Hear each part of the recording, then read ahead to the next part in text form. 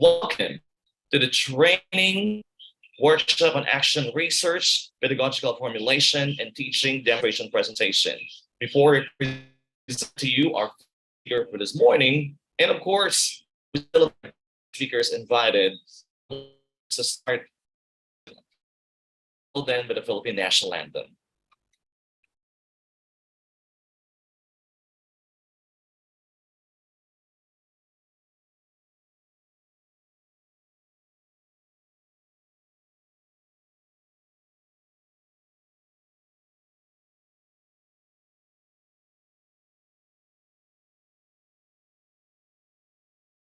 An august moment for the pursuit of knowledge that is offered for the glory of your name. We do not wish to ask you more than just you joining us today, but we look forward to your heavenly grace to amplify the desire for truth, to look up for and become prudent to learning. Keep us grounded in your love and mercy as we traverse a challenging path to keeping the inclination of understanding you and your most awe-inspiring creation. Be with us, O Lord, and descend your Spirit on us to maintain an earnest desire for knowledge, truth, and understanding you, the guide of the wise, the stronghold of the learned. This we ask through Christ, our Lord. Amen.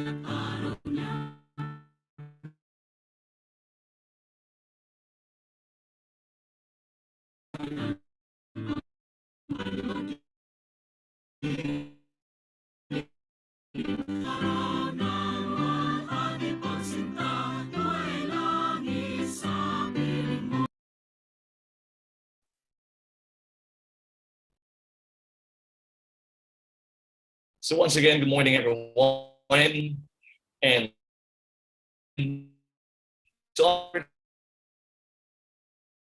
you here today. His slightly about him.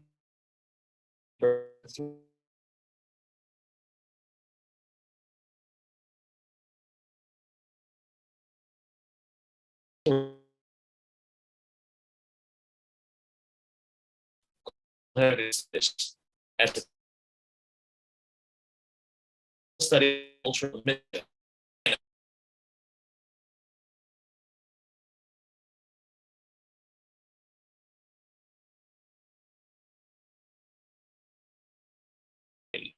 Is also the West Visayas State University Outstanding Research of 2023. Friends, we are about to welcome this morning our first speaker to talk about designing an based learning curriculum for a specific subject area, developing assessment strategies that align with desired learning outcomes. Also, it's going to tackle exploring the impact of differentiated instruction on student engagement and understanding, and of course, investigating the uses and benefits of technology and students. Friends, let's listen up to what. Don't get ready with the questions later because we're for the open forum. So great with the questions after we listen up to him. Here is Dr. John Erwin Russell. Good morning. Good morning to everyone. Please allow me to share screen.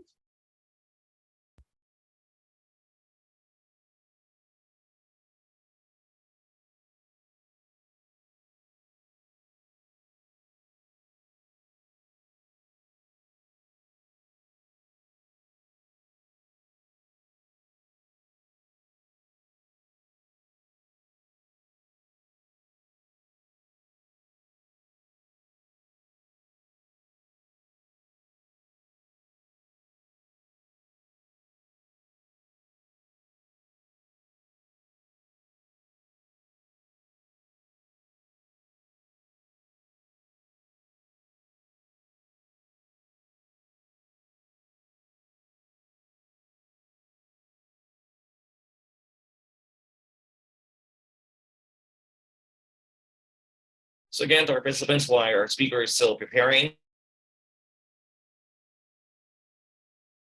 and enjoy this 2-day seminar workshop.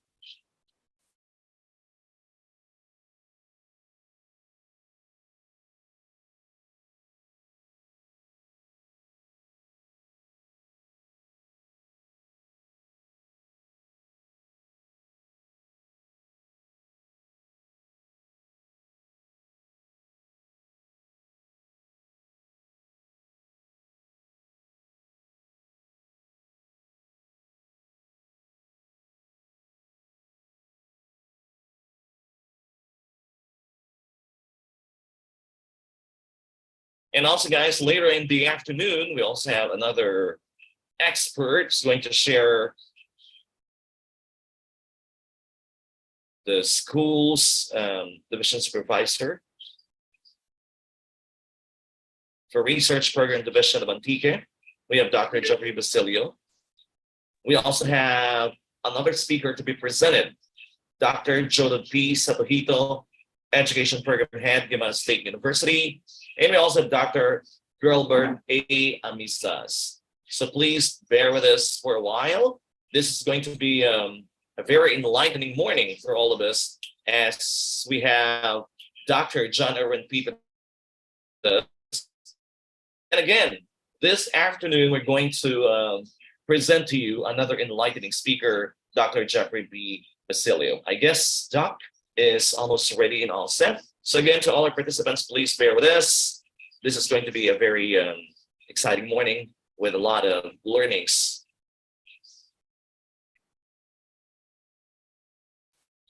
While we are connecting everything, especially our speaker.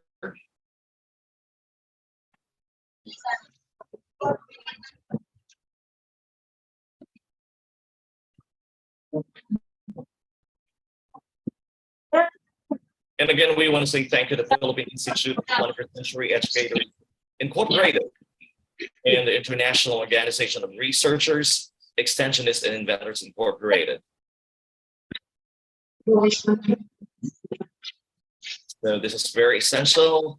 If after having this workshop, you're going to have 12 CPD points for that. So let's be a part of this.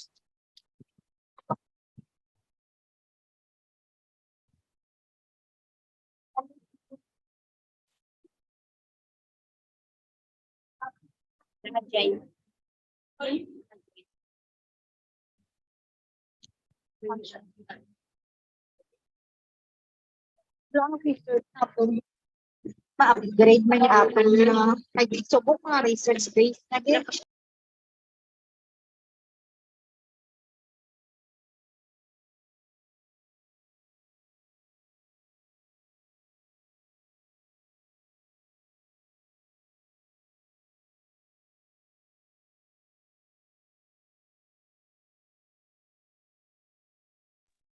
I guess Doc is now all set. Wow.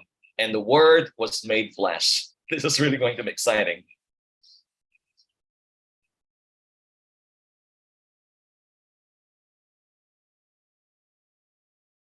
Please bear with us.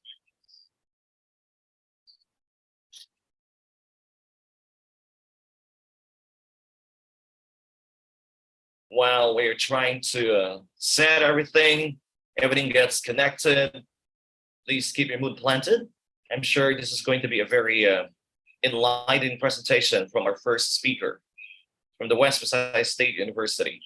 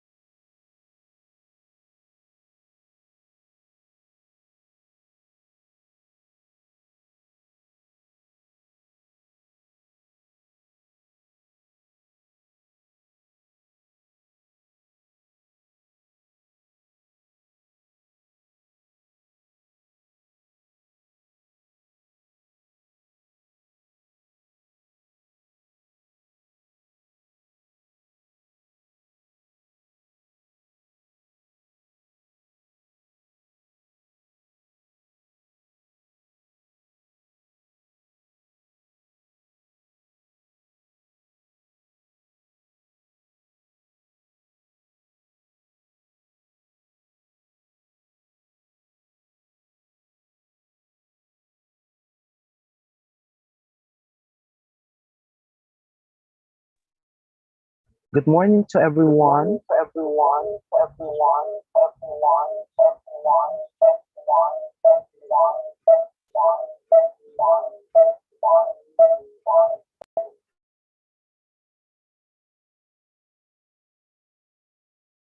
Good morning, Doc. Can you hear me?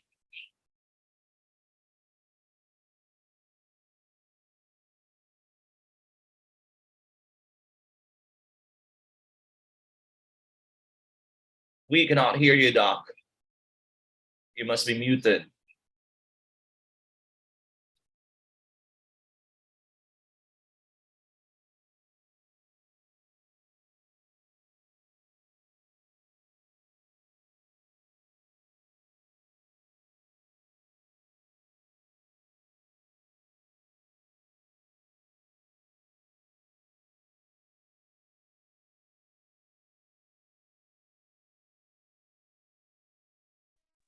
Hello, Sir Jimmy. Am I now loud and clear? Yes, Doc, you're very audible. Thank you very Okay, much. thank you very much. Thank you everyone for waiting because we are finalizing to prepare for the setup, and then all the while I thought it's going to be a a use of only one laptop, but we devised that we are going to use two in order for us to be efficient in doing and in running our affairs. Thank you very much, everyone. Good morning once again. I am Dr. Pedrosa and I'm from West Visayas State University at the College of Education. And my task this morning is to share with you how research was transformed into pedagogical formulation and practice. That's why I made a creative title onto my sharing this morning, and I am using that biblical quote that says, "And the Word was made flesh." As always, as always, we are having a lot of ideas in mind.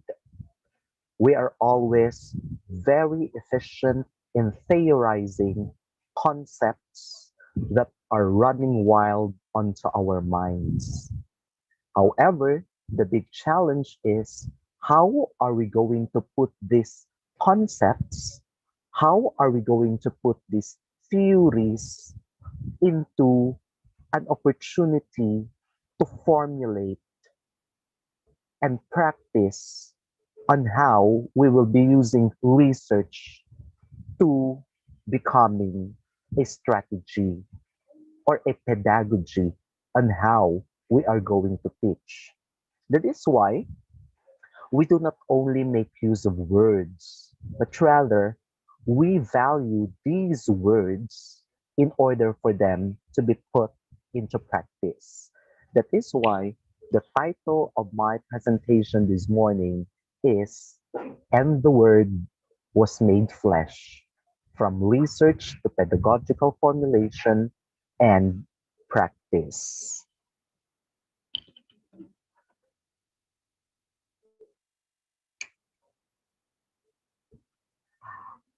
I am a a person who gets to enjoy so much when I get to be exposed in a natural setting, both environmental in context or cultural in context. When I get to travel to places, I am learning so much. That is why every time that we get to have a kind of field trip or a museum visit, we will be learning so much because that is the basic setup on how I learn efficiently. It means I get to enjoy so much what we call experiential learning. And because of this experiential learning that I get to enjoy so much, my mind gets to run wild.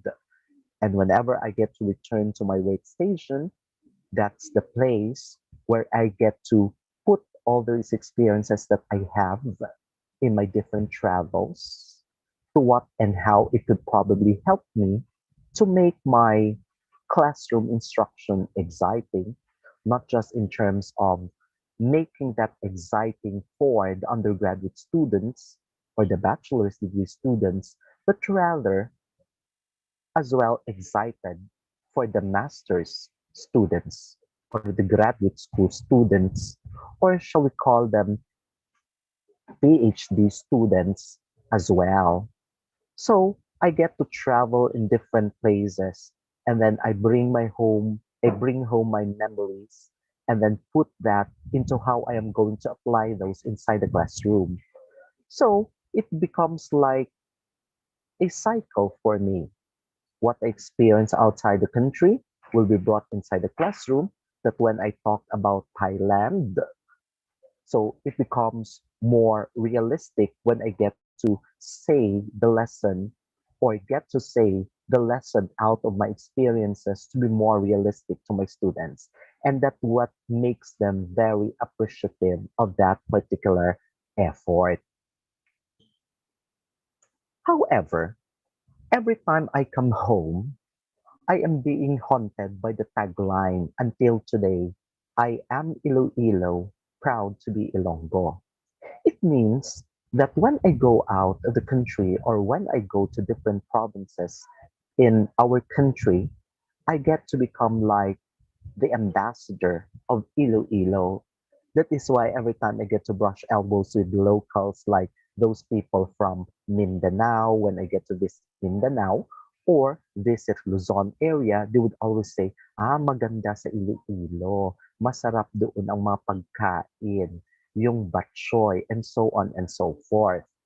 However, when we say Iloilo, Iloilo is more than just a bowl of batchoy or a bizcocho or a dinagyang festival, correct?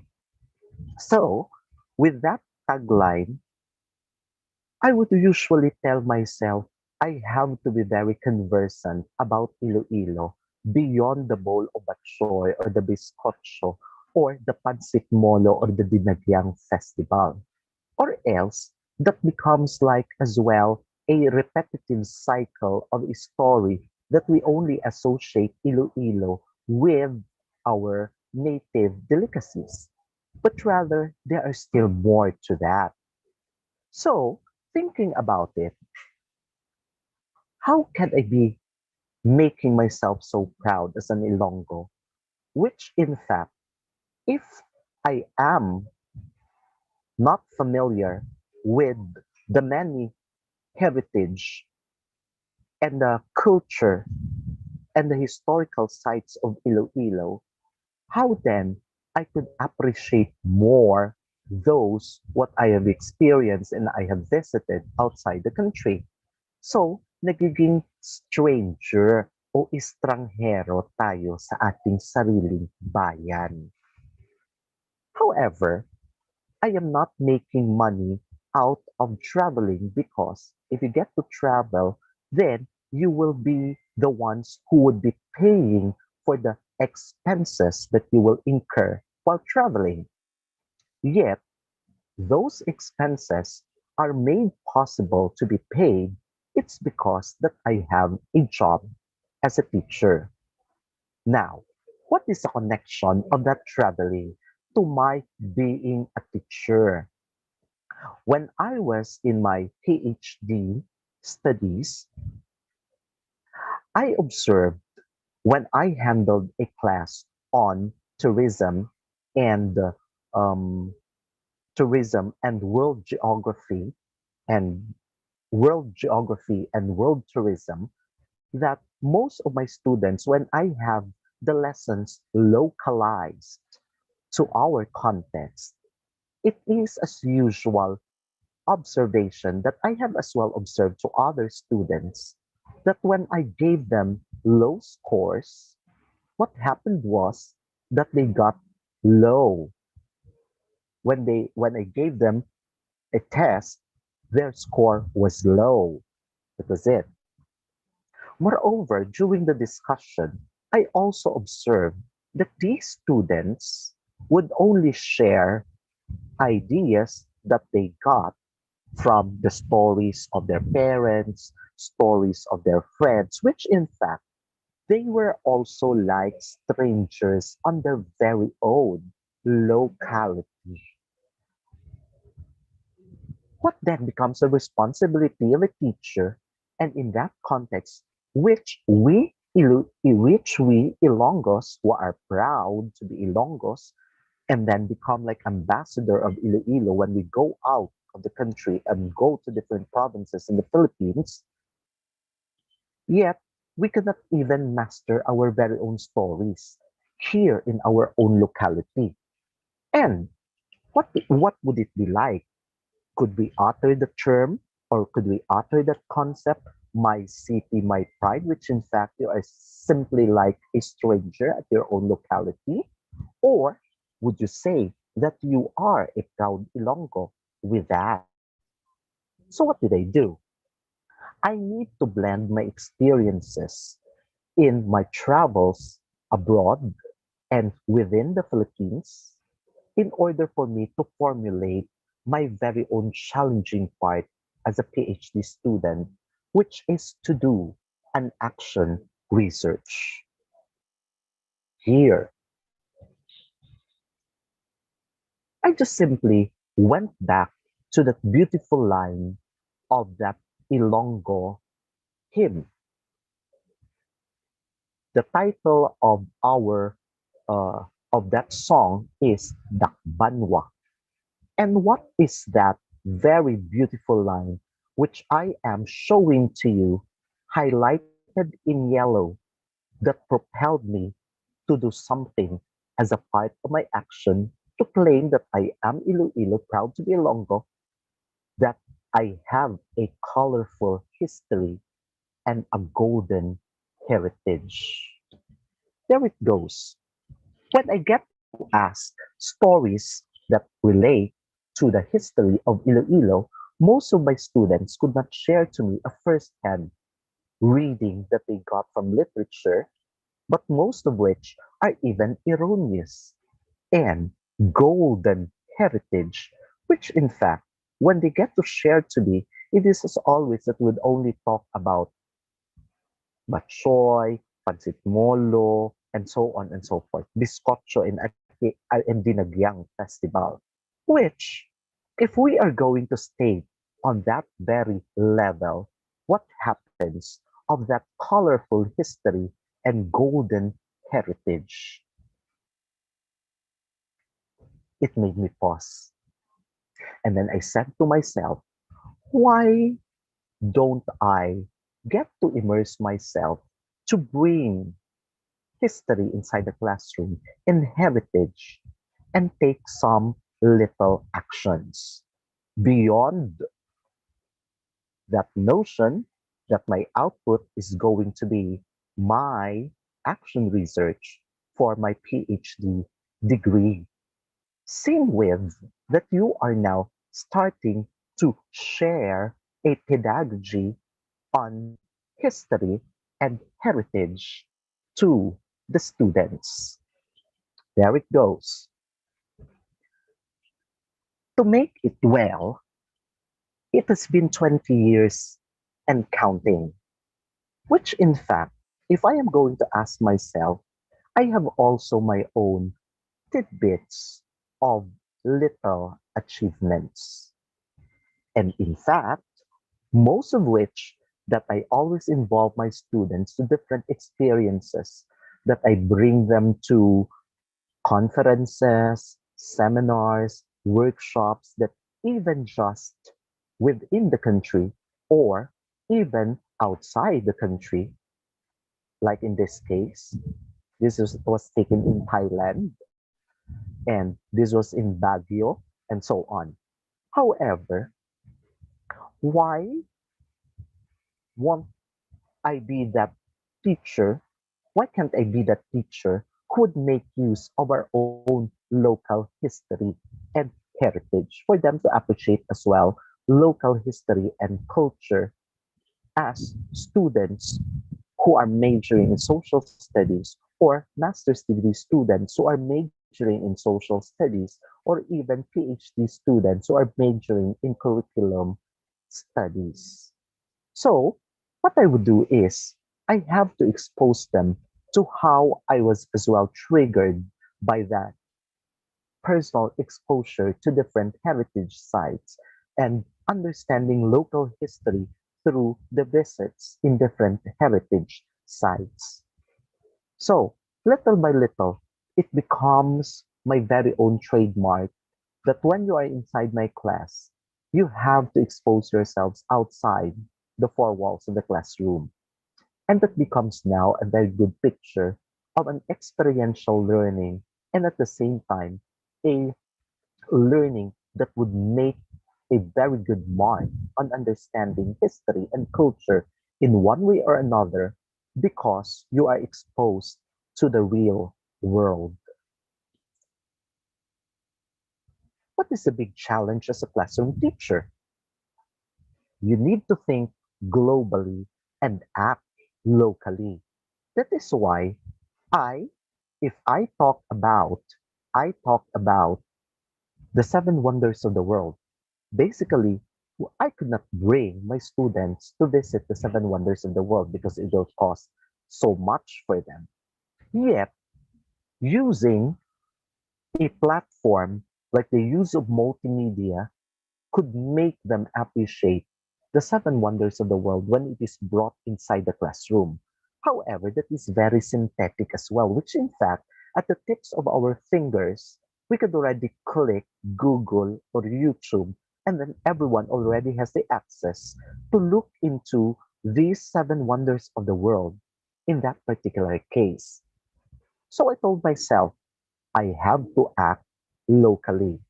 Before we go out to the outside world, why don't we first become very familiar to our own local history, heritage, and culture?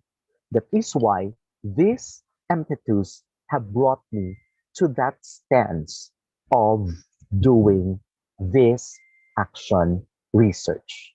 And the title of that action research which I have is School on Wheels and Multimedia Aided Instructions as Mediators of Students' Local Cultural Heritage Knowledge.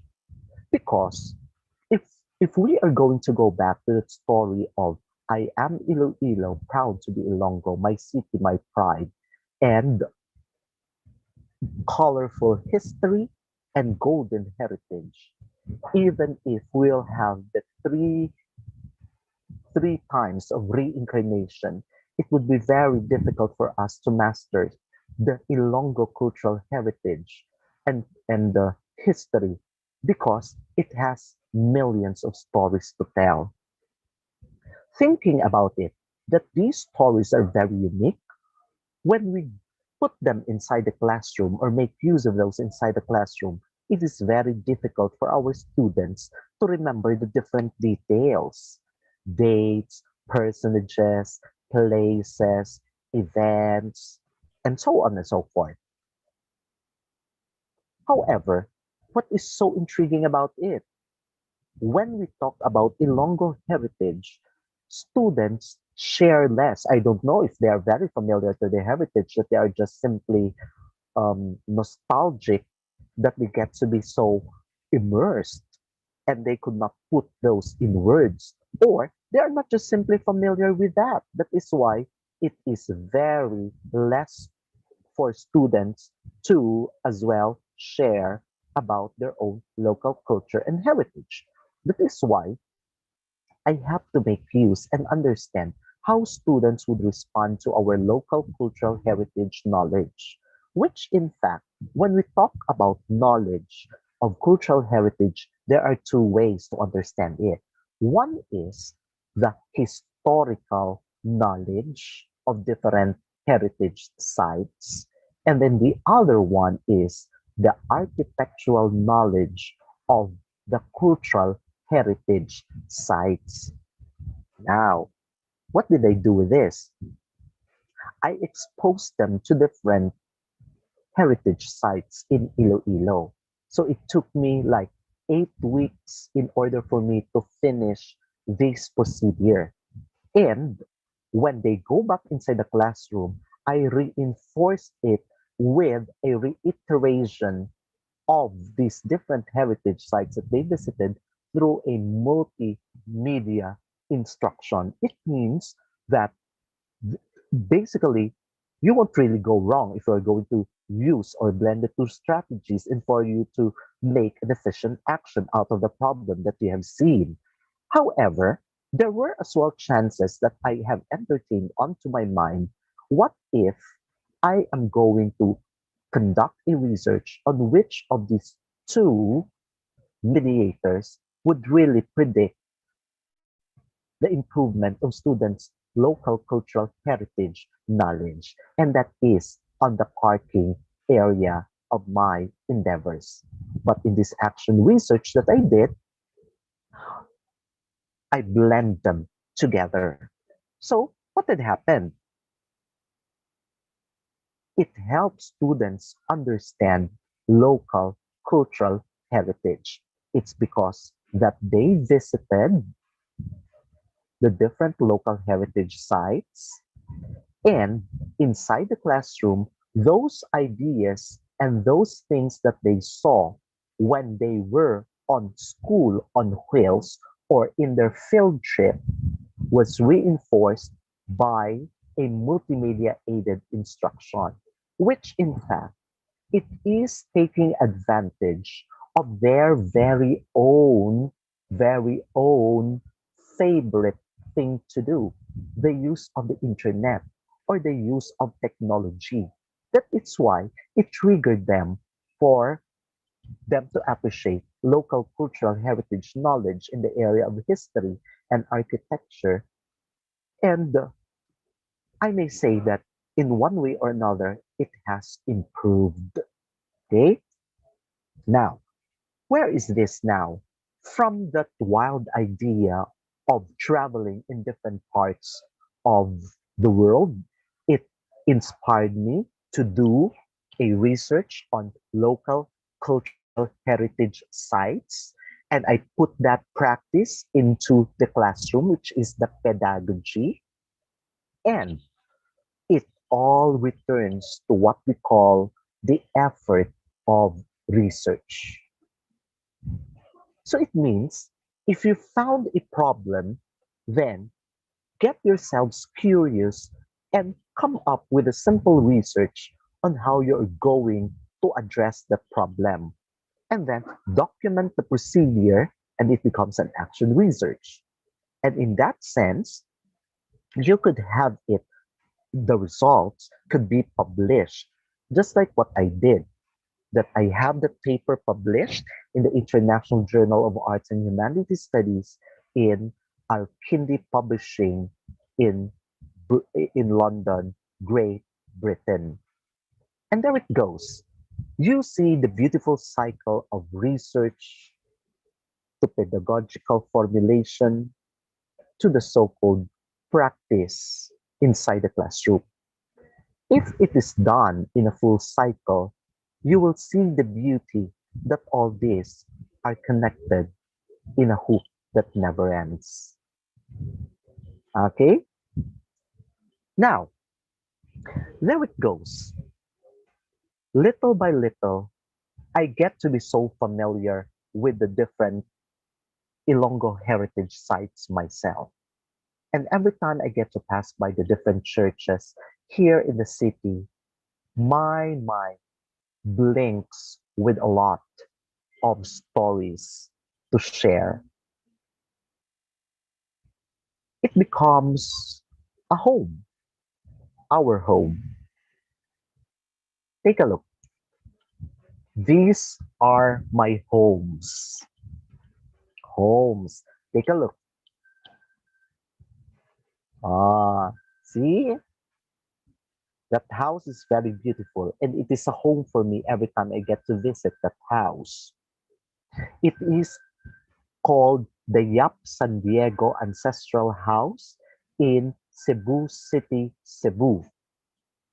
This one is Casa Gorordo in Cebu as well. It's a beautiful ancestral house. And this one is a Korean um, edifice in the Gyeokbonggung Palace in Seoul, South Korea. And this one is the so-called the Pamintuan Mansion in Pampanga, in Angeles, Pampanga. And this one is the house or the manor of Saint Mary Eugenie in France. Do you think that I am very rich? Yet I consider these places are my homes or are my houses. And I'll say, wish ko lang. Can everyone follow? Why I am so interested with this? It has stories to tell. It has a lot of cultural significance and cultural value and so on and so forth. Every time I get to see an ancestral house, a heritage house, my heart beats so fast.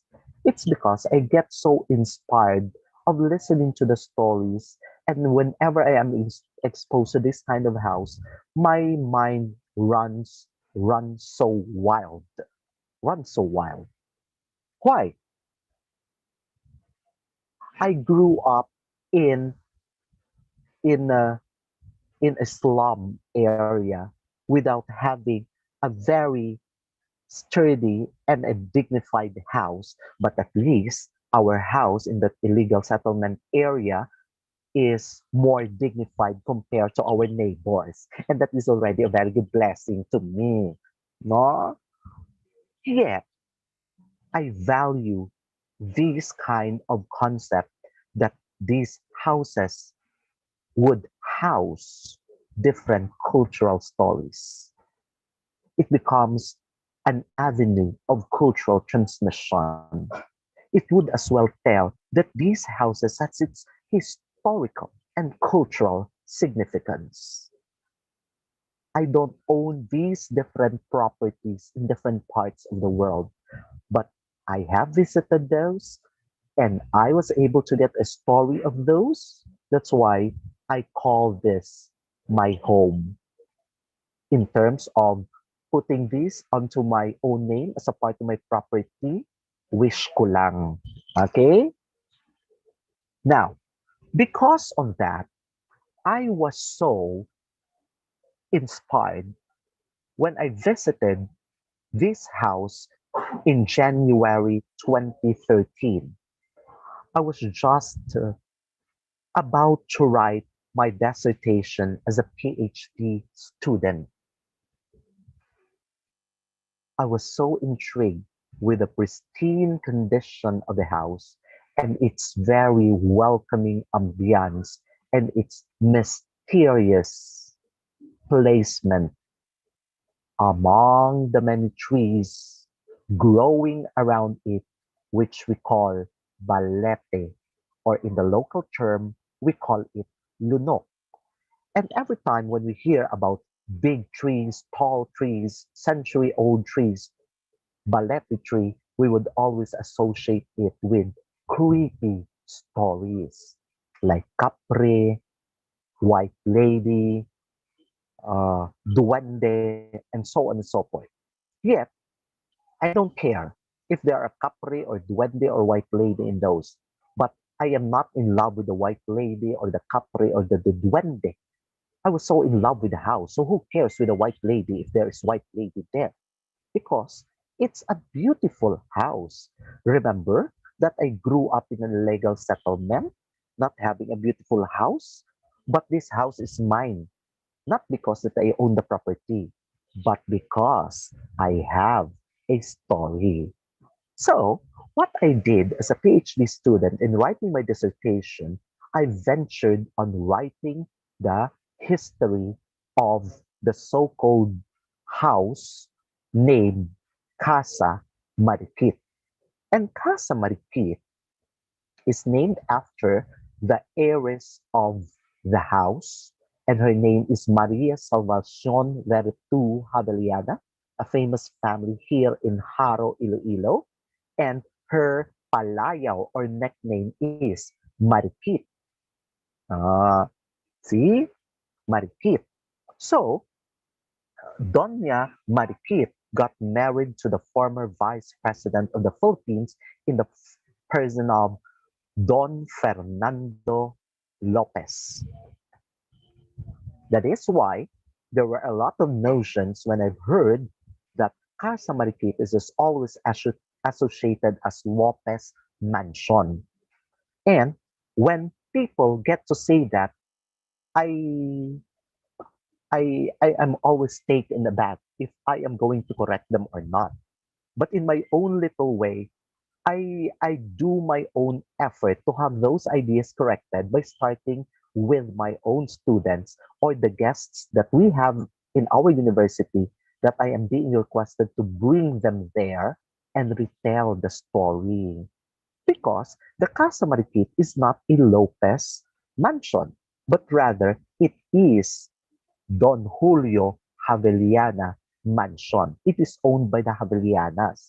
But because that the Javeliana, which is Inday Marikit, married to a Lopez, then it becomes like a so-called conjugal property or being associated to such. Then it is just simply so acceptable to call it as well a Lopez mansion. But originally, it is a Javeliana property or a Javeliana mansion.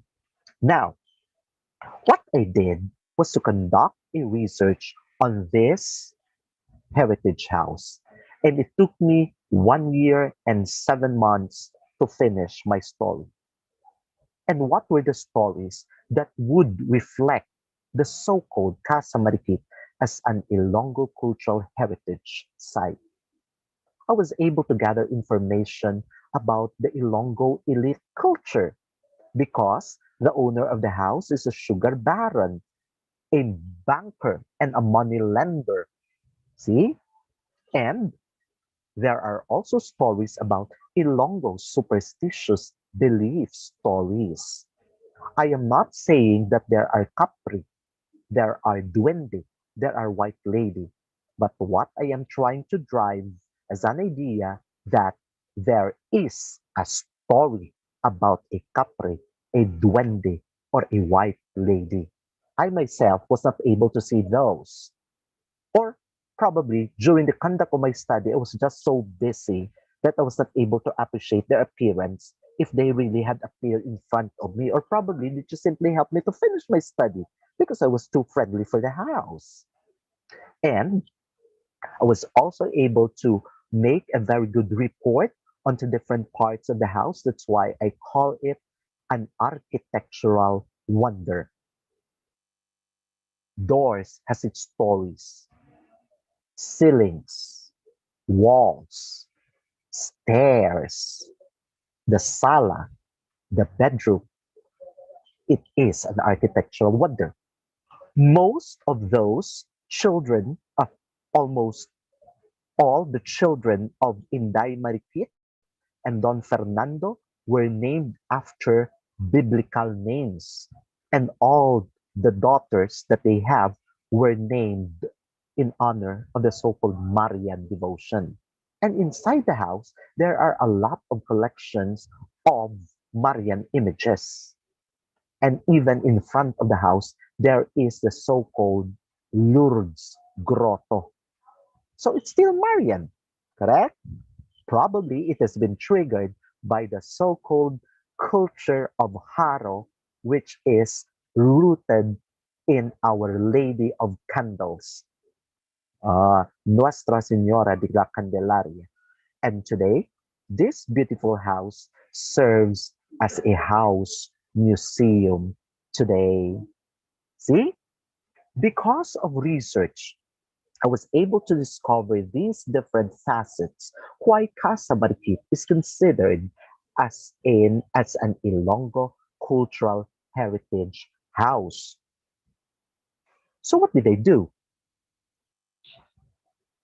Because of this research, it brought me to another venture, which, aside from making or writing a story of this house, I was able to be associated by most people, even inside our university and outside of university.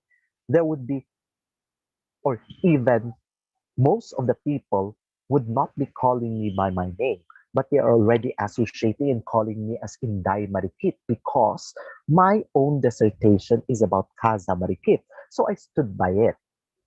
Now, another opportunity came. There was an invitation and the presentation of a research paper in an international conference of PACSA in Baguio City in 2019. At first, I was so hesitant to join because joining a conference would entail preparations on writing your script, practicing your script, how are you going to package your own PowerPoint presentation. And at that time, the PowerPoint presentation was very uso to use. And today, where you already use the video. So I just tried my luck. Lo and behold, I was able to present it there. And eventually, I got all the awards, the best paper, the best presenter, and there was even an opportunity that the year after I was given the prize of having my paper published in an international journal in Malaysia. There. So, from research to publication, because for that love of local heritage and culture, I was able to roll them into one. What triggered me further to become like this? My personal efforts and professional efforts as well pushed me further to my practice. It's because that I was invited as one of the recipients on the training of the University of the Philippines Baguio and Museo de Cordillera in cooperation with the Commission on Higher Education that we studied basic museology and curatorship during the time of the pandemic.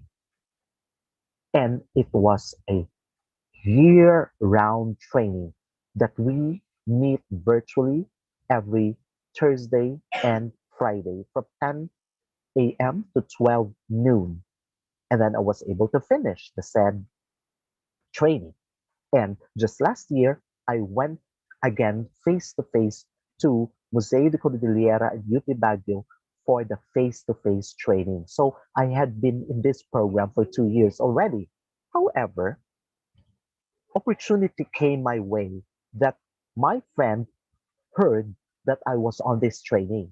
And then it was as well onto that perfect timing that we are celebrating 500 years of the presence of Catholicism in the Philippines. And most of the churches here in our locality is coming up with a museum gallery.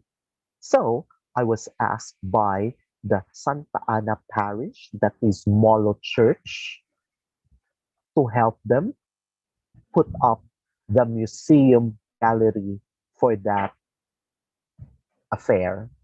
So that love for local history, that local culture and heritage rolled from research down to becoming a self-made practitioner on museum curatorship. If you're going to ask me what did I do in during the pandemic, I was doing a lot of things.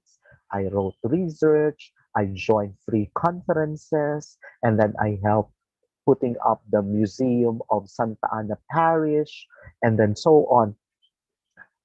Aside from the academic instruction and an online instruction that we do on a modular basis in the university and teaching our students, yet I get to make most of my efforts and time during the pandemic. So there were a lot of self-discoveries that research could be an area for you to move forward to formulate a strategy to teach. And how is it done right now? It becomes like an application for me of those of what I have formulated and those what I have researched in the past to become a part of the practice in teaching my students not only in the undergrad but as well as in the master's degree and PhD degree that I handle. Moreover, it gave me another opportunity to become the editor in chief of the International Journal of Arts and Humanities Studies, where I published the School on Wheels and multimedia aided learning material that I published from my ancient research. And then the one that I wrote on Casa Marikit to be blended as one had put me into this kind of responsibility. So I go to different journals that I am being asked to join the editorial board. If not, then I apply to become a part of the editorial board. But the story behind being the editor-in-chief of the International Journal of Arts and Humanities Studies of Al-Kindi Publishing in London, Great Britain, was that the, the publisher made an advertisement that they are looking for research articles to be published for free. So what I did was to send my own manuscript entitled Student Views from Webinars in Qualitative Studies to the publisher. And after some time, I received a confirmation that my paper was accepted. And then I thanked the editor, I thanked the publisher, and then later I was informed that my paper has been published after several corrections. And I told the publisher in the person of Dr. Murad Sawelme, and then I told him that I am very thankful that I was able to publish for free. So whatever help that I can do to the journal, please tell me so. And then he said, I am going to assign you to be the editor in chief of that journal. And it has been like 3 years that I am the editor in chief. And then there were already several papers that I as well have asked my students to have their paper published in that journal. And other journals as well that I have joined have as well contributed to make my life busy being a research enthusiast. Okay? And because of research, because of the output, I was able to join several um, conferences, training workshops that I was invited as a research trainer. So it becomes like a part of my lingo that every time I get to something that makes me curious, my mind would always spark that that is an area of research. Why don't I conceptualize something that would become so helpful to myself, for myself, and to my students if we're going to write one? And then it would make us as well enjoy. So there were a handful of conferences that I was asked to speak before the crowd, may it be face to face or a virtual platform. I get to enjoy what I am doing. And, and because of that, doing research, considering research as a worthwhile activity, I was able to be anchored on my love on cultural heritage education.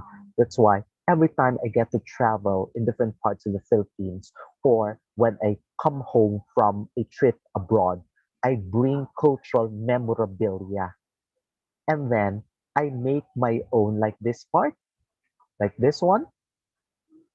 Every time I come home, I would come up with my own little gallery in one corner of our building, and then I showcase what I brought, and then students would take a look on those. May it be serendipitous in nature, yet it's already a very good advertisement of making them culturally aware. And one of which is this area here, and this is our gallery, museum gallery, Museo de Santa Ana in Mall Church. And then this one are my collections. These are antique puppets from Indonesia. We call it wayang. Wayang are puppets. And then because of financial limitations of my students, instead of bringing them to Thailand, I organized together with my Thai professor friend in the person of Professor Anusit, we organized cultural exchange between COE and Thai students on an online platform. And that's what we have been doing, and it has been done for the past 2 years. So, from research, from your love, your very own passion, my very own passion on cultural heritage, translated into research, and it is now being used to be a part of my teaching strategy. Okay? For example, if my class is on cultural anthropology, I bring my students to these places like the museum and ask for a lecturer to talk about these different cultural heritage collection. There was even one instance that I as well applied that we were asked to do documentation in one of our trainings in museum training given by UP Baguio, that what I've learned on how to document archaeological materials for museum collection, when we had our anthropology class discussing about archaeology, I also asked my students to do some documentations, and it is already a part of that practice. From research going to pedagogical formulation down to your own personal practice as a professional teacher. Okay? And then I also do some cultural works in which every time I have my class, I would always bring my students to different sites that I get to have those connected to their lessons. They get to enjoy as well because there's travel, because it may not be a free time for them, but they learn naturally in a natural setting. If not, then I get to be invited for a conference to talk about my own research on a heritage site, which in fact, these photos here were my undergraduate students, and these were my graduate students. These were graduate students as well. These students are those students who are taking up diploma in teaching, and these are my undergraduate students. So it seems like that you cannot finish your coursework with me if I am the course facilitator without bringing you or without having you visiting this cultural heritage house. So it becomes like a cultural awareness propagation of being a cultural worker. Now, this is what I truly love a lot, that I am getting to be a wandering doctor. I travel to places, and then I bring my memories with me when I come home, and then reflect on it and how I'm going to make use of those to formulate strategies in teaching. And then, without batting an eyelash, I trial or I test it onto my students. Well, at times it would work well because these are social studies students, but I also tried venturing onto my PhD students, and there it goes. They as well have enjoyed that kind of procedure.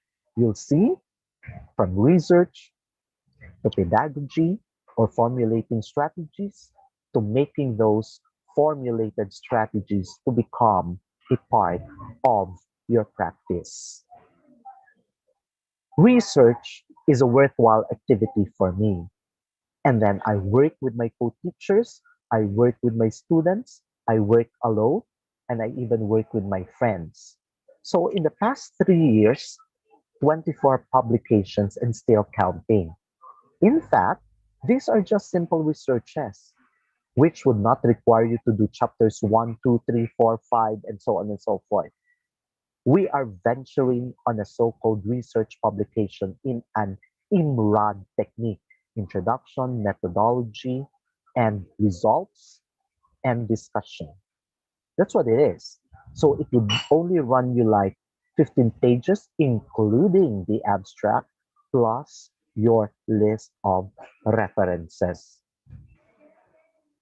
A sad story in 2019, 2020, that I applied for a promotion from being an instructor one to at least an assistant professor two. But I was not able to submit my own student and peer evaluation as a part of my documentation for that VI of position. So I stayed as an instructor one for 9 years. However, because the points that I've earned in the MBC promotion was already qualified as an associate professor for, but in the final um, in the final evaluation, I was deducted with 6 points for that particular creative output that I have, which is not supposed to be there. So I just simply had it accepted that I was deducted with 6 points. So I was qualified as an associate professor three. However, because there was a rule that there is no approval on the quantum leap, it means you cannot go beyond 6 steps. On the very night of my birthday last year, I was able to realize on signing that document that this is much point that I was able to garner and then qualify to be an associate professor three, and considering the so-called no quantum leap, I was so sad. Yet, the day after, while I was just sitting around at home, I got messages from my friends that my paper are being justified for the final round of the decision making if I am allowed or if I am not allowed to get that position. Because of the 24 research publications, instead of just simply sitting as an associate, sitting as an assistant professor four, I was granted to sit as an associate professor three. So instead of being an assistant professor four, I was granted as an associate professor three because of research. So 24 publications and counting, which in fact, uh, 13 research papers are on standby and waiting for the review results of the different publications, and most of which are free publication. It's because that every time I get to submit to the journals, I would also make a very good justification to them that I could not afford to pay, and I am seeking for a free publication. And that as well worked so well during the pandemic that every time I send my paper, I would always make a justification to the journal that I could not afford because of the pandemic. And I am earning very, very little amount, and so on and so forth. So it worked. But right now, it's not working at all. Kahit tapos ng pandemic, no? Pero I will always keep on saying to them, I am seeking for free publication. And what makes me qualified to that, and I'm being allowed to do so, it's because that I offer to them uh, to be a part of the review committee or the editorial board. So free publication, it's an exchange deal, it's an X deal. Okay? The highlight of which is when 2023 in January came, that in December, I prepared my paper to vie for this award. All the while, I thought I can't make it, yet I was able to receive a correspondence in January, the second week or third week, I think, that I was qualified and to be awarded in the Praise Awards as one of the outstanding researchers of WVSU in 2023. Not just a mere research. Take a look onto my attire. It is a cultural heritage attire that I got from the Tiboli tribe in Mindanao, and it is a Catriona Gray inspired cultural heritage attire. Okay, so how is this golden thread binding us together to encapsulate the so-called research to pedagogical formulation to practice? I am presenting to you the golden threads that binds me to research and cultural heritage education. It is a mission of theory and practice. Let's take a look. One of the many researches that I conducted together with my student Giselle during the pandemic, we were so curious of the so-called the plight of 4Ps in our own locality. So there were also members of the 4Ps in my class. Yet, to understand it, we need to produce an empirical data. So what we did was conduct a study on the views of social studies pre-service teachers on 4Ps. Prior to the conduct of this study, we have been exposed to these different activities. And after the conduct of this study, we return to them to take a look if the result of our research is as well congruent to what is really happening in the grassroots.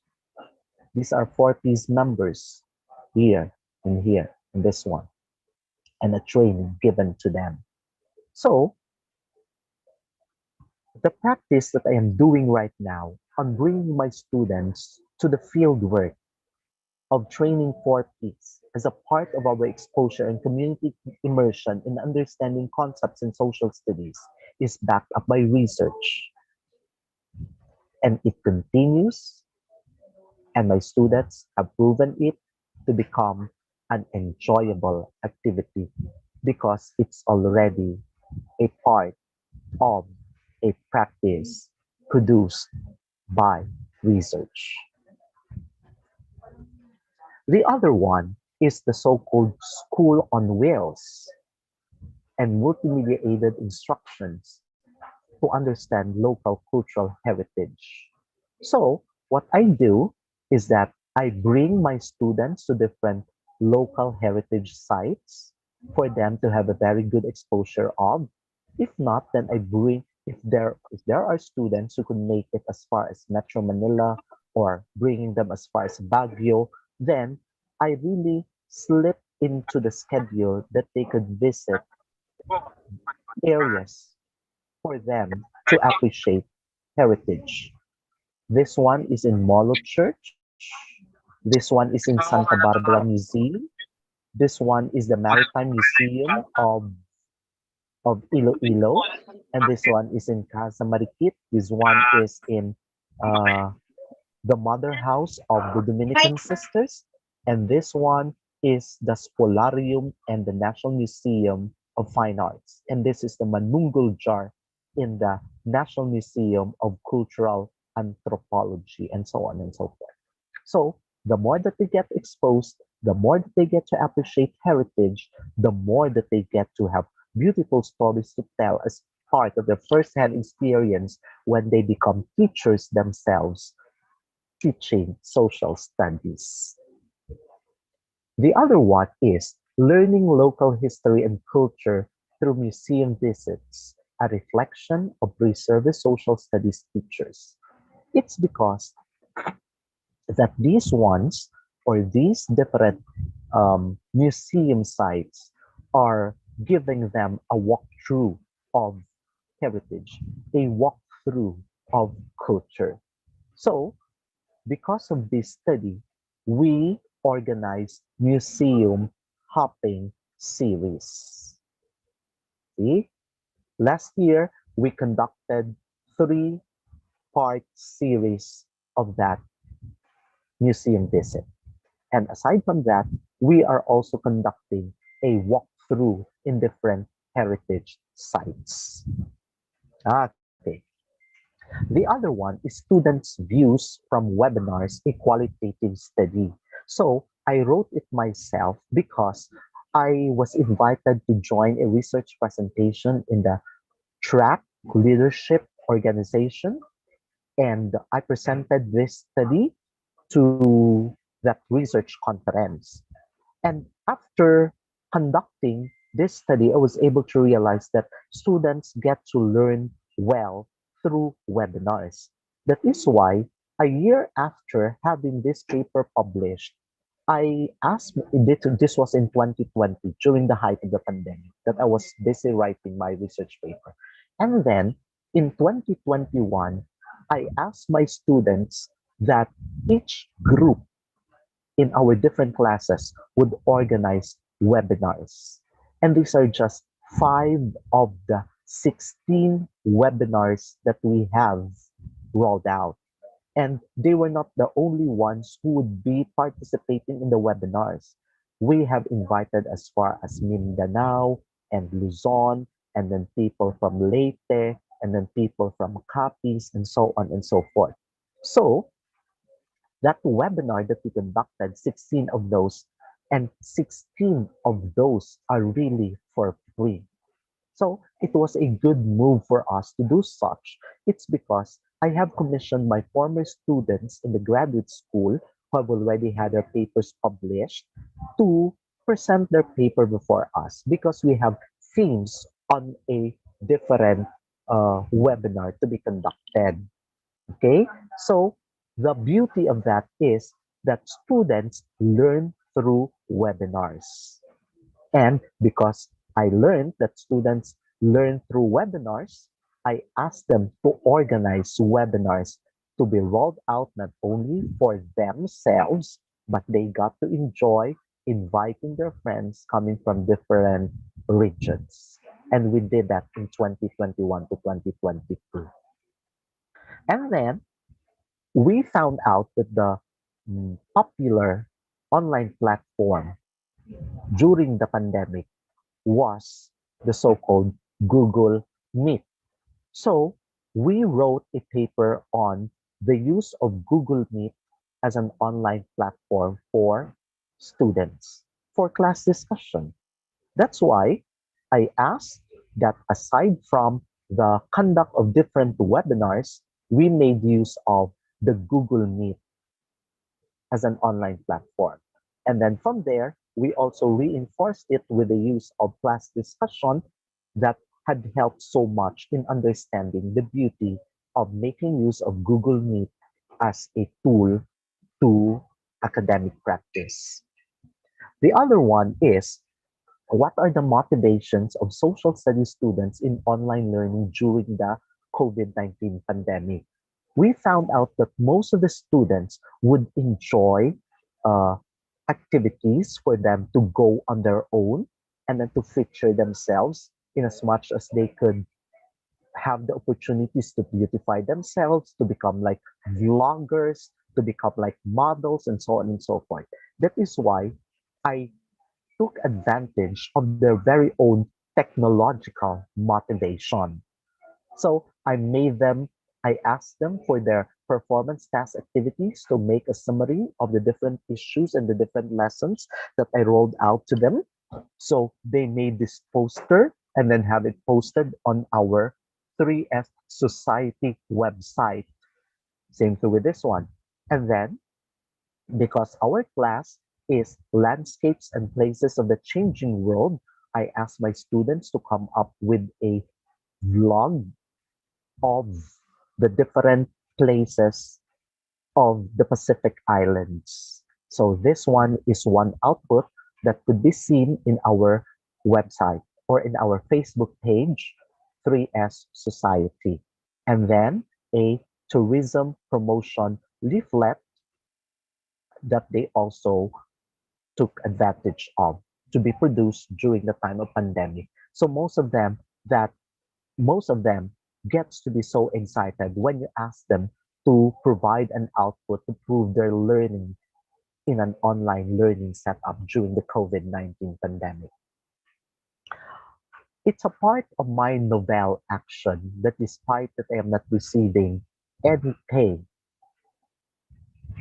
I get to be so happy, I get to be so relaxed, and I get to be contented when my students would express their availability to be a part of the so-called research laboratory writing for publication. And that has been done for the past 2 years already, since 2021 and until today, 2022. And we have already produced a lot of research papers, which I ventured of having those sent to the different publications. And then my students get to learn on how to recast their ideas, on how are they going to accomplish the metadata on a on an online platform for submission with different journals. And then it's it's quite it's quite overwhelming that it has run for 2 years, and I still get to continue having this kind of practice because I make students love research as early as their bachelor's degree. And yesterday, in a national event sponsored by Asway, I asked my students to join the international in the national research conference for a research presentation in the students category, and two of the groups won the first place and the second place, and they are getting to have a grit of writing research in the IMRAD method. Okay, so that's what I love. Uh, I am starting with the grassroots, my students, and then I continue it with my. I start it with my bachelor students. I level it up with my master students, and then I get to love as well on working with my co-teachers and my friends on writing research. It's a part of the so-called research laboratory that I run. It is a voluntary basis activity. Okay? And then these are the examples of the national and international collaborative research presentations that we have. And there was even one research conference, and the organizer became a good friend in the person of Dr. Jomar Urbano of Nueva Ecija, that there were almost 10 papers from my students that were sent to the conference, which in fact, it is a conference for teachers, for professionals, which later on, when they realized that where a lot of students coming from West Visayas State University, from the College of Education, specifically from my class who are joining, they organized a parallel session that only the College of Education students were the ones who would be presenting, like the one that you see here, International Conference on Education, ICOED 2021. And we even involve our students in international presentations, like the CAP CDR of Bangladesh, that we were also excited in joining the conference because of our research presentation, and we thought that it's 7 o'clock. And then we realized that we have different time zones, and the conference started at 11 o'clock in the evening, and we are still alive and kicking to present our papers. And then one of the main capstones that I had was this paper presenters in an international in a national conference in the person of John Paul, who is right now teaching in Washington College of Iloilo. And then this one is Kelly, who is teaching right now in La Salle Subel in Manila, where they both joined the national research presentation, research paper presentation. And I thought that Kelly, because he was so eloquent, would be winning first place, but it turned out that John Paul won the first place. At least both of them won in that competition. And then Hannah down here is as well a very good researcher and a very good presenter. And Both of them, Hannah and then Rudel here, are classmates, which every time I would send them invitations to present their papers, they would already starting to invest as much as 200 pesos or 100 pesos for them to have their paper presented. And then just last 2 weeks ago was the first FEUR, Multidisciplinary Pedagogical Research Conference, in which I brought two of my students in that virtual online presentation, which they were as well the ones who did the research presentation themselves. So what I did was only to guide them and provide them with great triggers. And they get to start to love now what they're doing. Kasi yung mga bata-bata gusto rin na magbida-bida rin. Kasi ginagamit nila yan na may pang-post sila sa Facebook. Okay, so there it goes. And then, if you'll ask me on how I live my life, do I live a full life or a living a life to the full as a researcher and a curricularist? I would say I am living a life to the full. It is because that every time I get to see my students busy of writing research and I get to coach them the moment that they stand on a virtual platform to have their research papers presented, I get as well to be having a jittery hand. And when they get to win in the presentation, I also get to rejoice with them. Basically, we cannot really negate the idea that it is a full life, a busy life. But a busy life would always spell out success. When it is spelling out success, then everything becomes volatile. So that's what I am enjoying. I get to be invited to Mindanao and into Manila for a research training. And then I speak before the students, I speak before the professionals, and then share to them, not just even face to face, but as well in an online platform like this to provide professionals and students alike with triggers or with an inspiration that I as well started as a nobody. And until today, I am still a nobody. Yet I am learning my way. It is just that I am just two steps ahead from the others. But I am still working on a constant pacing. Okay? And lastly, I would say in research, words don't come easy. You would always make a good struggle out of it. It takes patience and diligence, for nothing is impossible. Since writing journey is always tough and begins with a single step, in the finish line, we will all utter the same song by Lea Salonga. And the line is, what a journey it has been. With research, pedagogical formulation, and practice, I consider it as a cultural mission and a philanthropic vocation. I teach social studies for understanding of culture and establishing lifelong friendships by serving the least, the last, and the lost of the society. Throughout my professional and personal journey, tacit prowess, unequivocal tolerance, lifelong learning, and sublime versatility bloom in me with a confidently beautiful heart. Thank you very much and a pleasant morning to everyone. Thank you very much, Doc. Can we give a big round of applause to Doc Wild? I really love the line, what a journey it has been. First question, Doc. I'm sure your journey has not been easy. What has been some of your difficulties on your journey in the field of research, and how did you overcome it? What solution did you come up? Can you give one of your biggest challenges? Before I started on venturing on research publication, I am always blanketed with the dark clouds that I am not a good writer.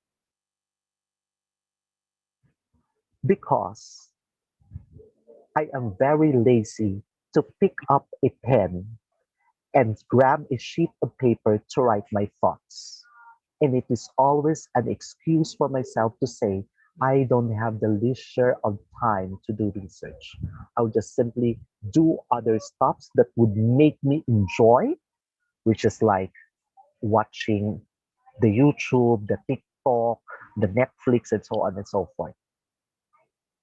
I overcame the so-called difficulty on getting onto that dark idea of not good enough in writing research when a blessing came my way in the person of Dr. Ryan Michael Odocado, my mentor and a very good friend who happens to be the director of our University Research and Development Center, who just simply told me, Day, kabalo ka bala magsulat, galing wala ka lang yung gasulat. Hindi kaya pareho sa akon nga nanikasog nga maging masulat. Kay wala gid ko yung gasulat. And eh, hindi ka kagaya na hindi ka kagaya ko na nag-trying hard na magsulat. Kaya nakapagsulat ako na naging magaling talaga si Dr. Ryan Odocado. Kaya he told me that and put me onto that stance of telling myself, why don't I try? So how he trained me was to give me triggers as well. He first said to me, there is a beautiful research article on video conferencing tool done by a Vietnamese researcher. Why don't you read this? And I read it. I was so curious. How come? Paano naging ganyan? Napakasimple nito pagkatapos magiging research article na publishable na siya. And then sabi niya sa akin, saan pa ba pwedeng mag-conduct ng research na ganito na ang area o ang mga students o ang mga population ay hindi pa na nasa study. Sabi ko sa kanya, sa maritime education, hindi pa sila nakapag-conduct ng ganyan na study. Sabi niya, do you know someone else? Ay, yes! The dean of the College of Maritime Consultation happens to be a very good friend of mine and my kumpare. And then he said, kontakin mo siya. And in just a short message, I told him, Manong Ver, why don't we conduct research and so on and so forth? And the dean told me, yes, Inday, you go. And then I'll support you. There it goes. And then Dr. Ryan sent me another material. Why don't you read this? CARS model, creating a research space to write an introduction? And then I read it. Ganito lang yan pala kadali o magiging easy, no? Ang pagsulat ng introduction kasi 3 paragraphs lang. And then hindi niya sinabi sa akin na kailangan mo ng paraming literature review bago mo yan mabuo. So I discovered it myself that despite that I'm only required to write 3 paragraphs, but I need to read a lot of literature. Hindi niya pinakita o piniresent sa akin ang mga difficulties agad-agad. He made me discover the difficulties myself na ako mismo ang naghanap ng solusyon. So, how did I overcome it? I just simply became so open with the many difficulties and the challenges that I face. But I consider the wind beneath my wings. Someone else who have trained me. Everything in research will go well with a heaven-sent mentor. So until today, if there were suggestions from people around, I would still consider that. It's because it is an opportunity for us to grow. Kung minsan, hating gabi, may isesend ako sa kanya na mga title na ideya. Kung sabihin ko sa kanya, Day, i-check mo nga ang title, magsasuggest yan. Itong gawin mo na title. I-consider ko yan. So, just simply be open. I am saying that research journey is never a bed of roses. It is always very tough. But the most beautiful sight that you would see when you get to have your paper published is after the hardest climb. Okay? So what you're trying to say, Doc, is throughout your journey, Doc Odocado has been your mentor and inspiration, right? Yes, until today.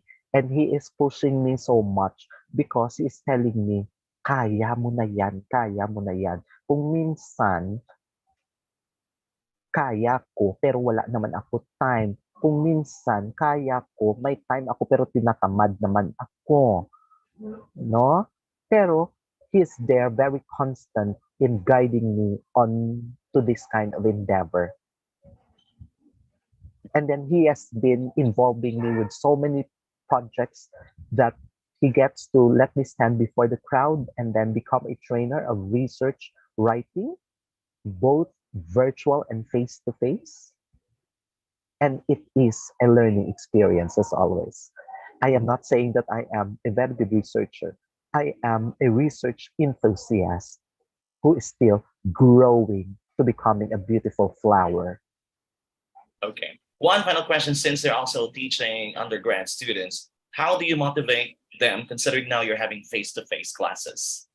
You meet them personally. Oh, I just simply present to them the perks that they will get from research, considering it as a worthwhile activity. Because they see in me how research brought me to different places. Because they saw in me how research put me onto that pedestal of being one of the standing researchers of WVSU in 2023. Aside from the stories on the monetary remuneration that I shared to them, I get to train them slowly but surely. That I integrate it in my academic classes that we conduct research. And then I find time to meet them beyond our classroom instruction, even during lunchtime, even before I go home, even online consultation or virtual consultation, I open it to them. But I, o- I make sure that when I get to train them, it is done on a very worthwhile activity. Just like saying, think of a concept. And then the next day, I ask them, what's your concept? And then the next day, why don't you conduct a literature review? Bring those. And then when they bring all those printed materials of literature that they have scavenged online, I would ask them, okay, tear uh, 3 sheets of bond paper into 16 parts like that. And then we will make a research index card. And then they'll make a summary, and then from there, they will do their literature review and infuse it to another technique, and so on and so forth. It means I am giving them elementary bite sizes techniques that they won't get overwhelmed. That's why little by little, they get to love it. On to the time when they finish their paper, they have to undergo at least 16 consultations. And every time that they get consultations, they would have 10 points, 7 points, 4 points, 6 points, like that. But it does not matter to them if they get 6. Okay? But on to the time when they get as high as 9 or 10, they would now be telling themselves, oh, I did the right thing now. But this is still a work in progress paper. And then later on, when they are already through with the paper, I am starting to refine it. And then when I get to ask them, you prepare a video presentation, they'll show me the video presentation, I'll critique it. Oh, I don't like the color. I don't like the way on how you say it. You look for a very good speaker because we'll use the conference. And later on, what would happen is when they get to have it finished, I tell them, prepare for a conference. And then on our GC, I will send them links on where to have their paper submitted, the abstract of their paper to be submitted, and join a conference. And then they start to show off in their Facebook pages that they will be joining a conference, they will post photos, and that's what is really making my heart so warm. So, in training them, just simply give them elementary bite sizes because Catriona Gray, who is a very good passerella in the Miss Universe, have as well started with baby steps when she was born, and then when she was defeated in the Miss World, and then had a glorious comeback in the Miss Universe. In other words, when you give them research skills, you need to provide them with the basics of the research pasarelas. Ah, thank you. That's right. So that means little by little does the trick. Yes, correct. Mm. Or Thank you else very when much, they get Doc. I overwhelmed, they hope would retract themselves. correct.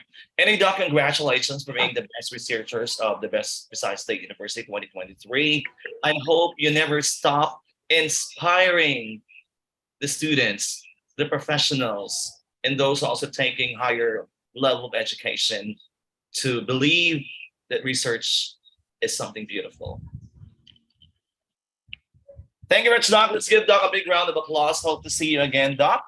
And have a great day. Enjoy the rest of your beautiful Monday. Thank you, Doc.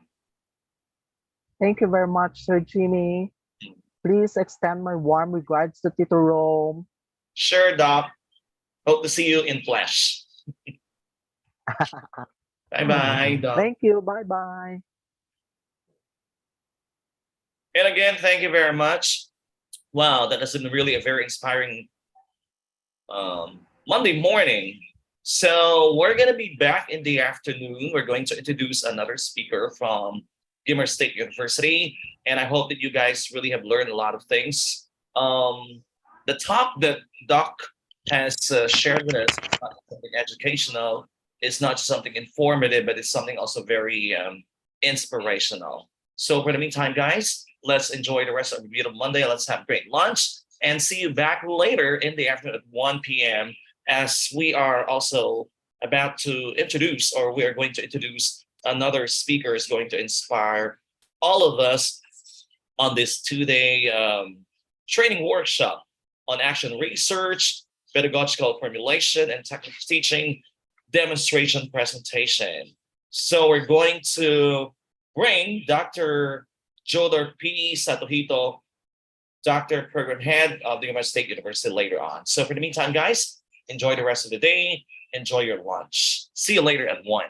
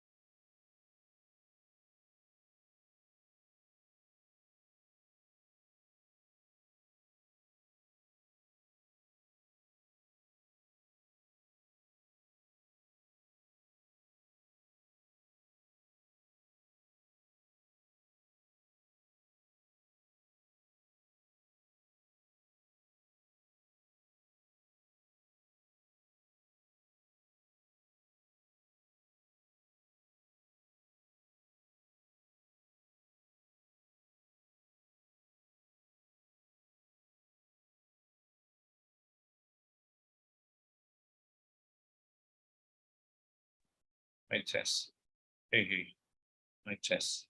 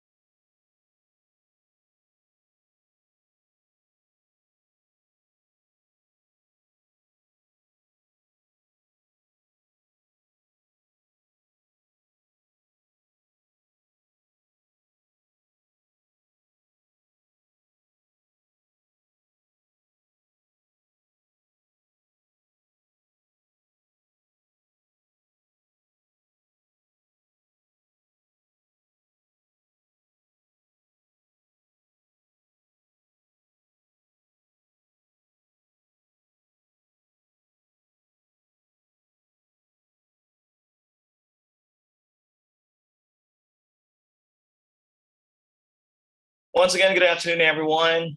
I just hope that everybody has had great lunch and probably have taken some Shasta, or most probably have taken a cup of coffee. So we're down to the afternoon session, our training workshop on action research, pedagogical formulation, and teaching demonstration presentation.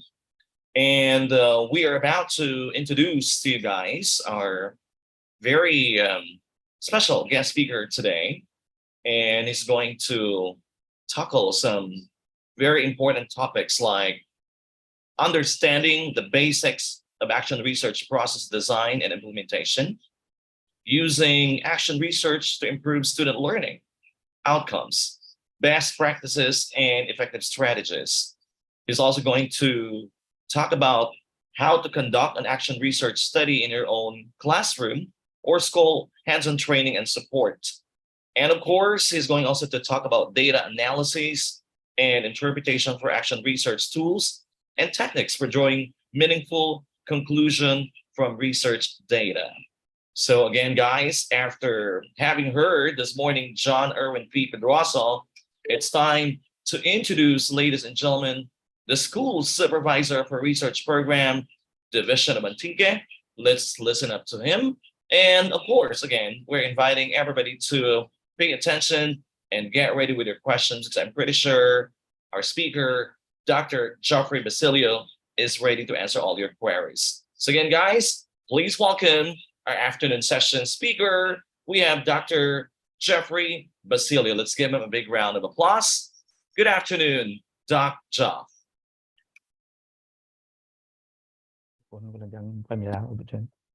Ngayong hapon, Doc.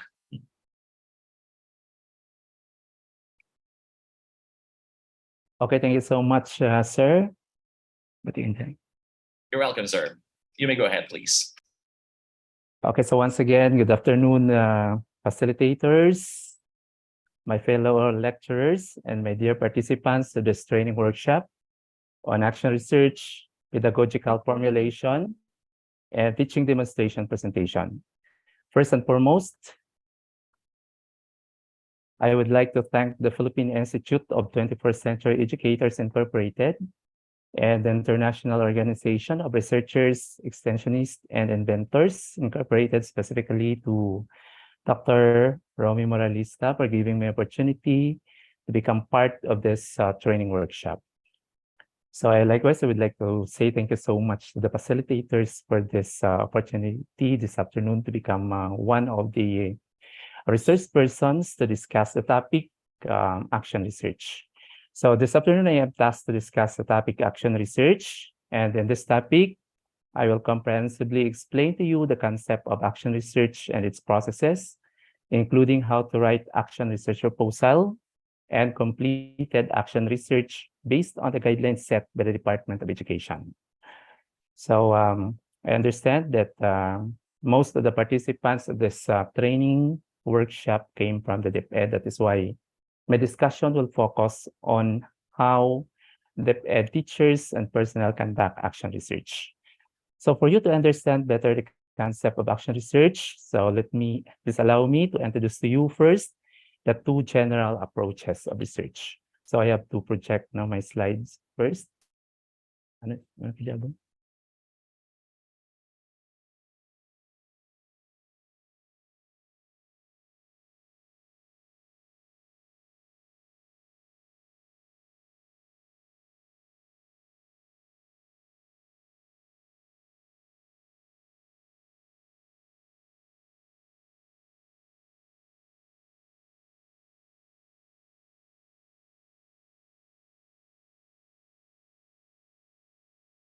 So can you see, my dear participants, my slides? Yes, Doc, it's clear and you're also audible. Thank you. Okay, thank you so much, sir.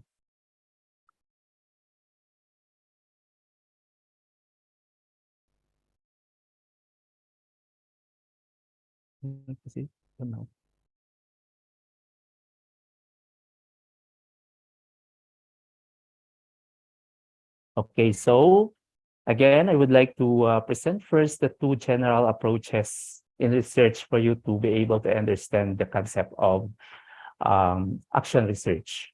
So in your screen, I placed two general approaches in research. Now, first, quantitative research. Excuse me, dali lang.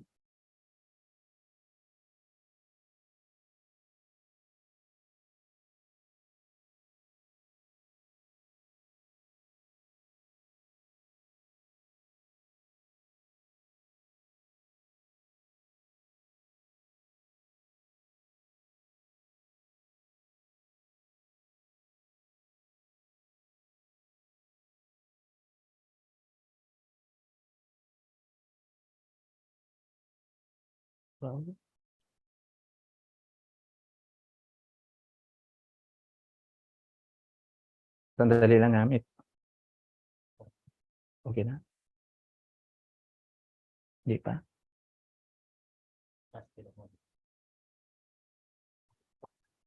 All right, so the two general approaches of research, the first one is quantitative research. So when we speak of quantitative research, this is a type of investigation wherein the researcher made use of numerical data and statistical analysis in order to interpret. No? So it's defined as a systematic empirical investigation of observed phenomena by a statistical, mathematical, computational techniques. So when you are dealing with quantitative research, you are dealing with numbers or numerical data. That is why you need the background of statistics in order to interpret the result. The second type of research is the qualitative research, wherein you ask broad questions and collect word data from phenomena from the participants. So the researchers look for the theme and describe the information and themes and patterns exclusive to that set of participants. So in other words, when you are dealing with qualitative data, you are dealing with non-numerical data. That is why you don't need the use of statistics to analyze the data. So using this diagram,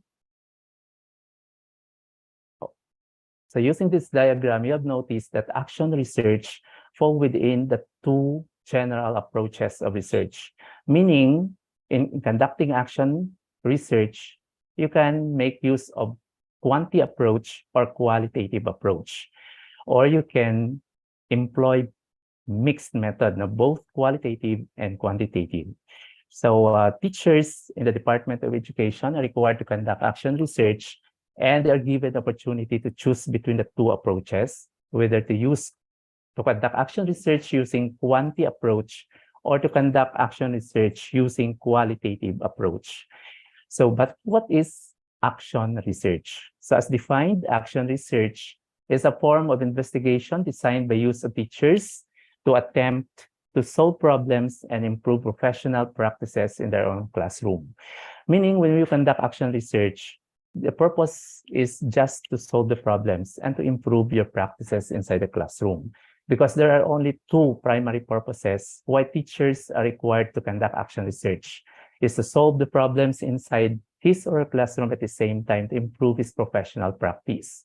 The example of that, solving problems. The first purpose is solving problems wherein all problems encountered by teachers inside the classroom should be solved using an action research.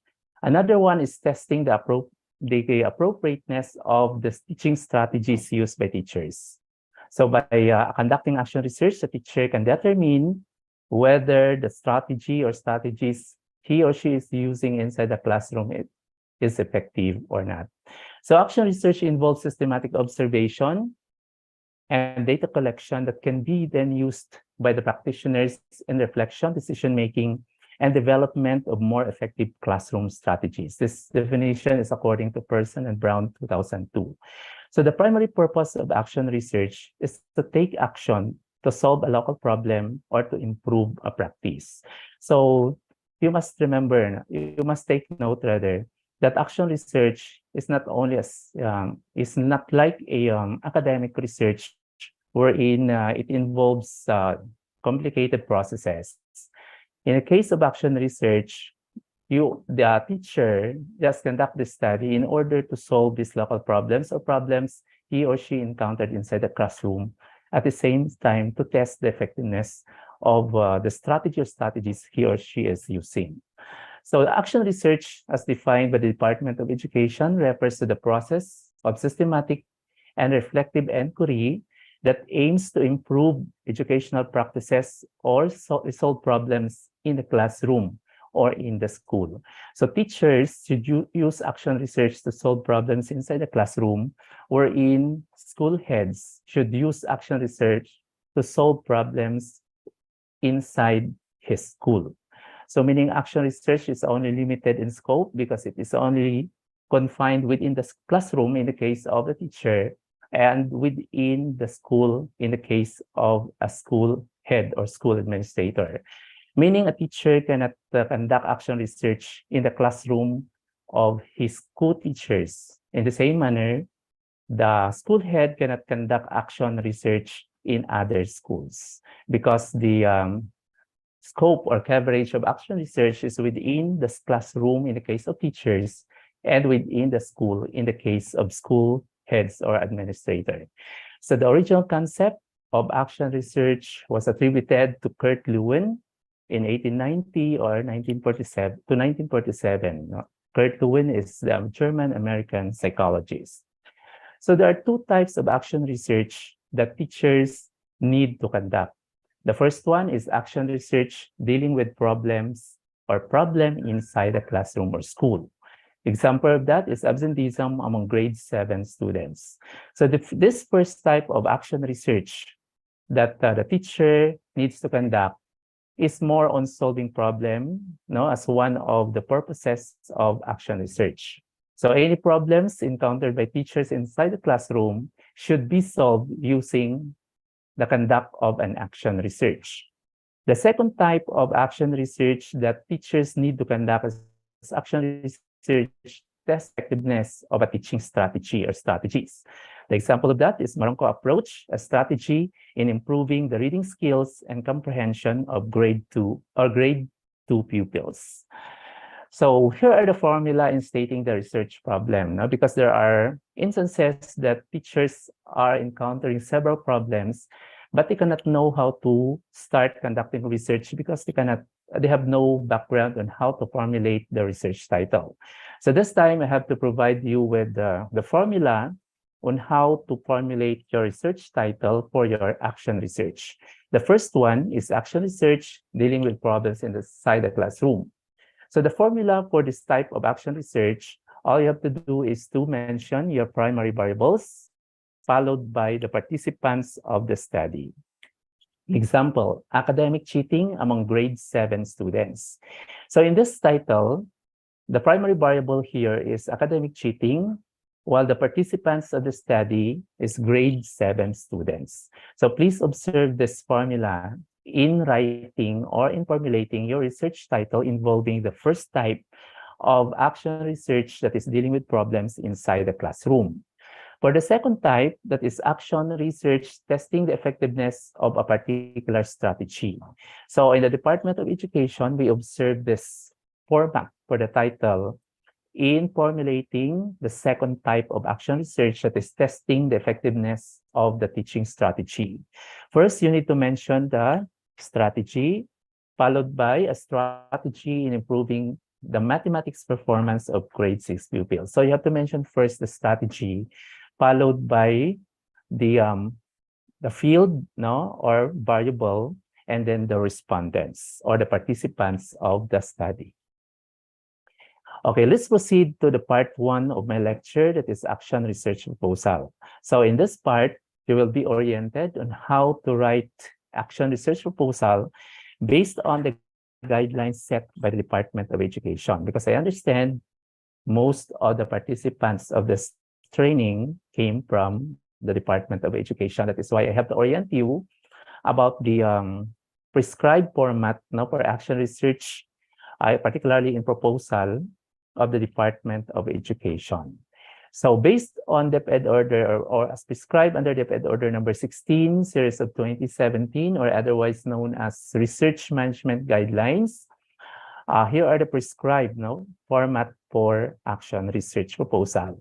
The first part is the context and rationale, followed by action research questions, followed by proposed innovation, intervention, and strategy, followed by action research methods with 3 subparts.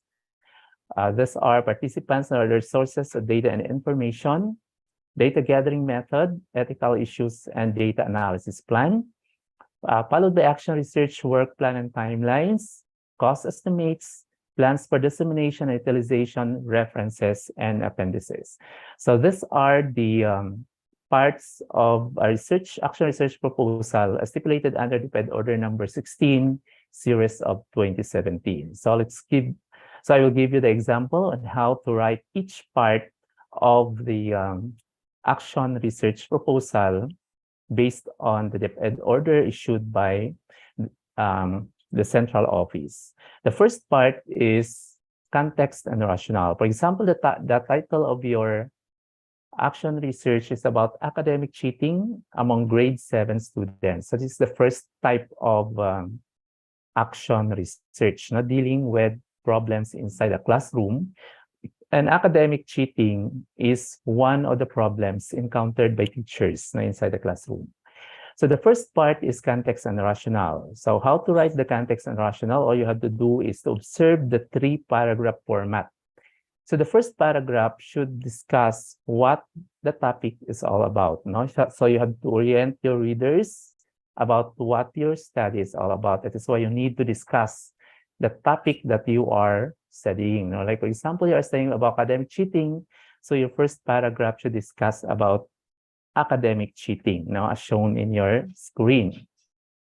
The second part of your context and rationale should be a discussion of the actual situation inside the classroom as regards academic cheating. That is why you have to write in a paragraph form the actual situation that is happening inside the classroom as regards academic cheating, as shown in your screen.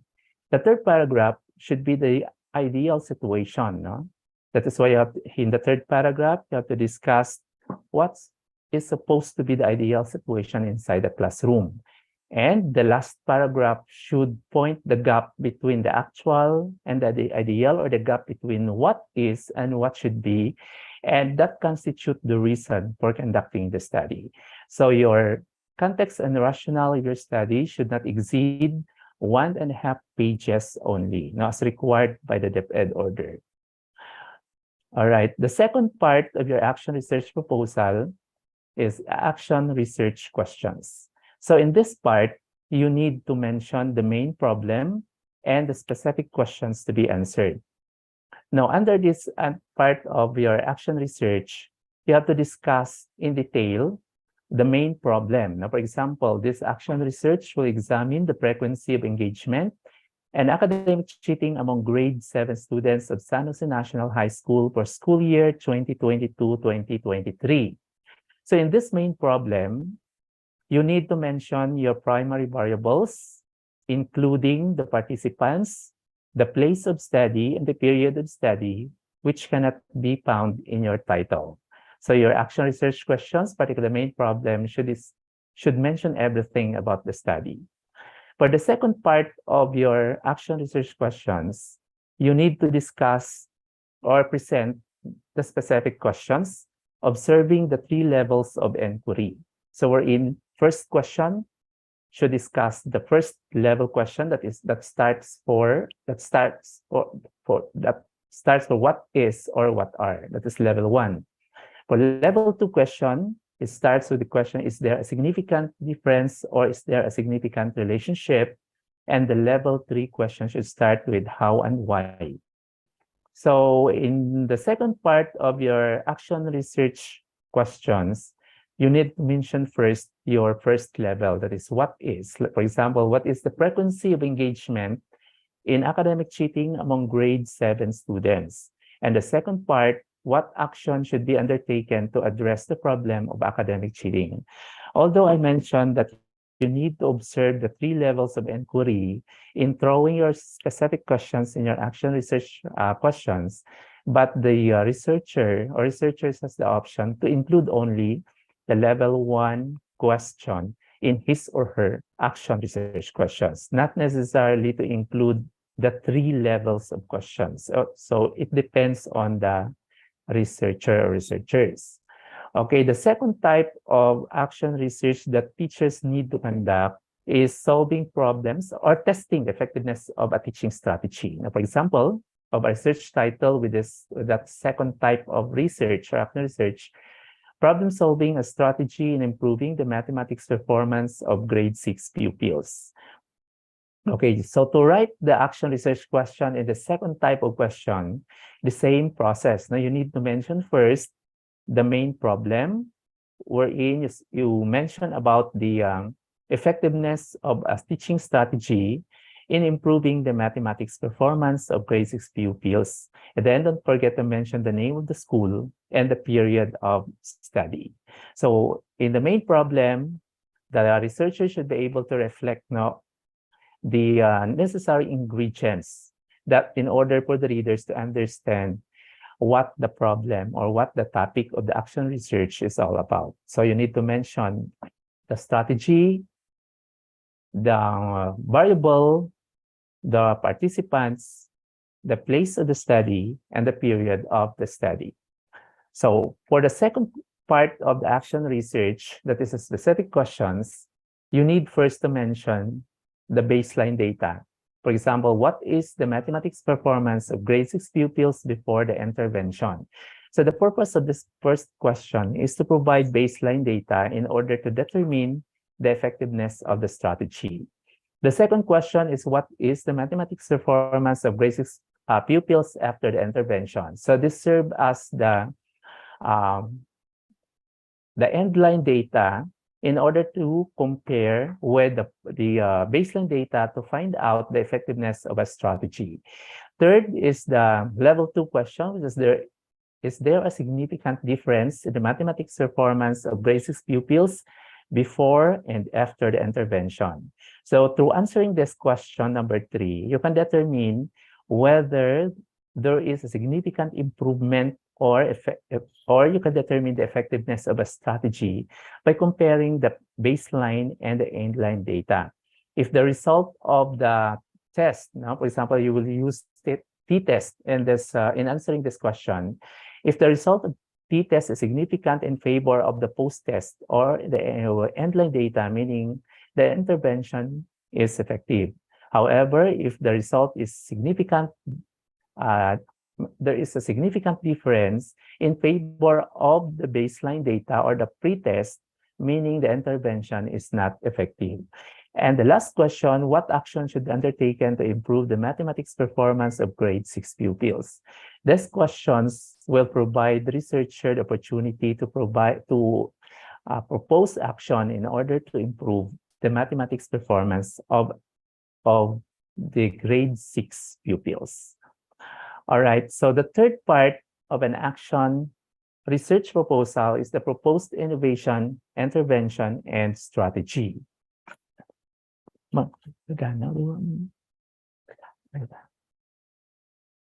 All right, so in this part of your action research proposal, you need to mention the innovation, intervention, and strategy that you will propose in order to improve or to solve the problem or to test the effectiveness of a strategy. No?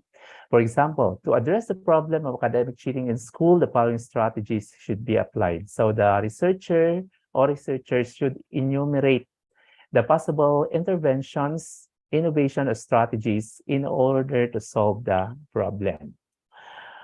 All right, next, action research methods. So this part of your action research proposal should present your participants, your data gathering instruments, your statistical tools to analyze the data.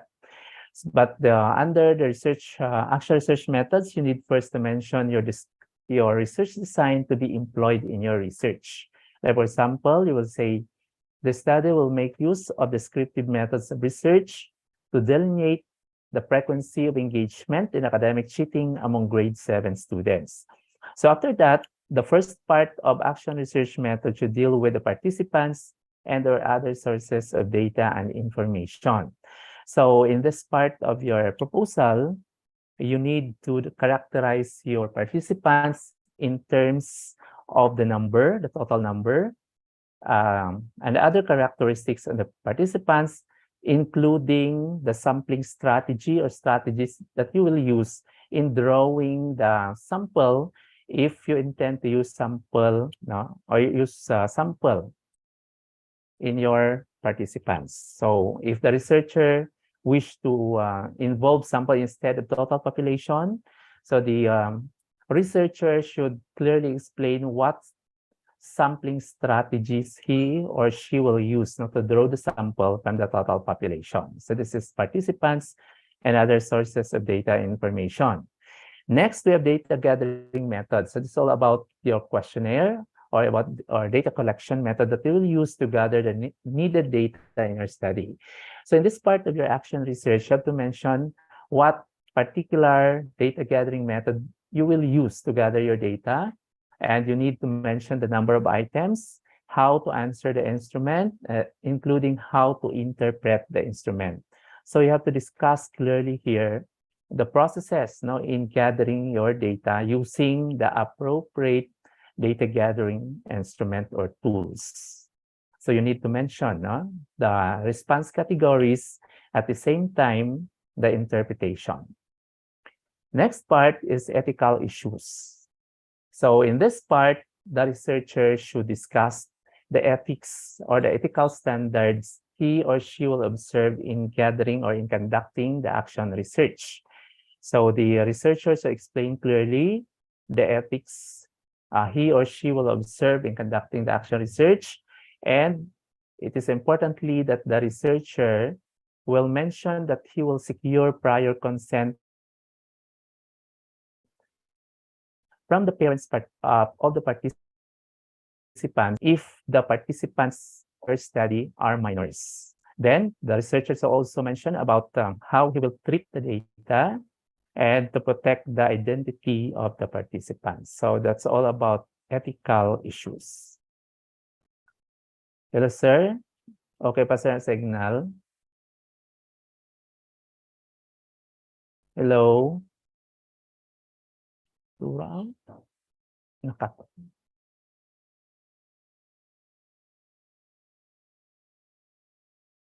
Hello po. Okay pa po ang signal? Okay na lang.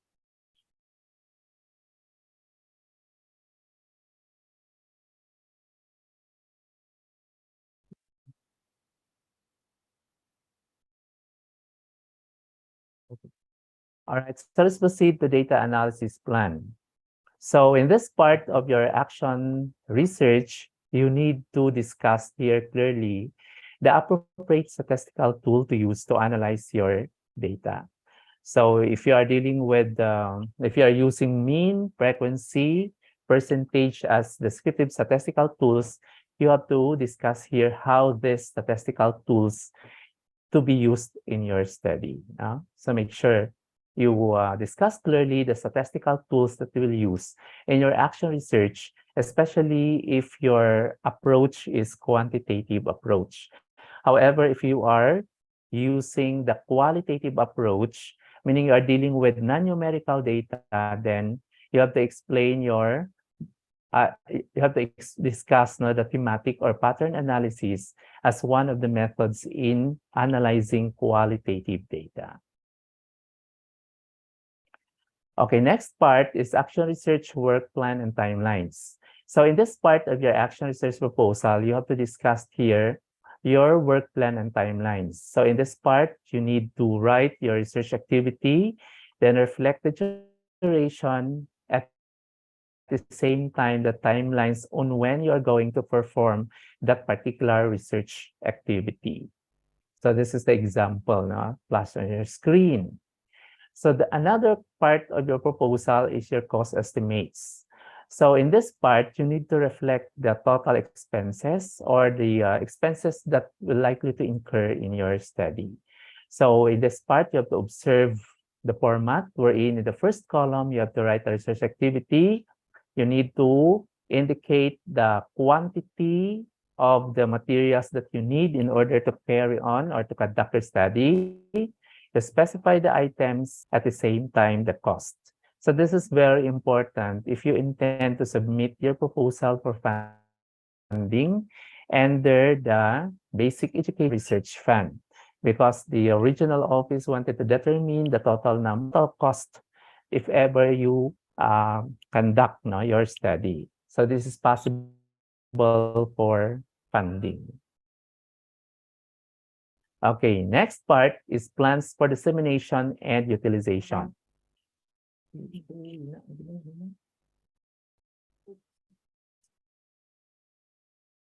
Okay, plans for dissemination and utilization part of your action research.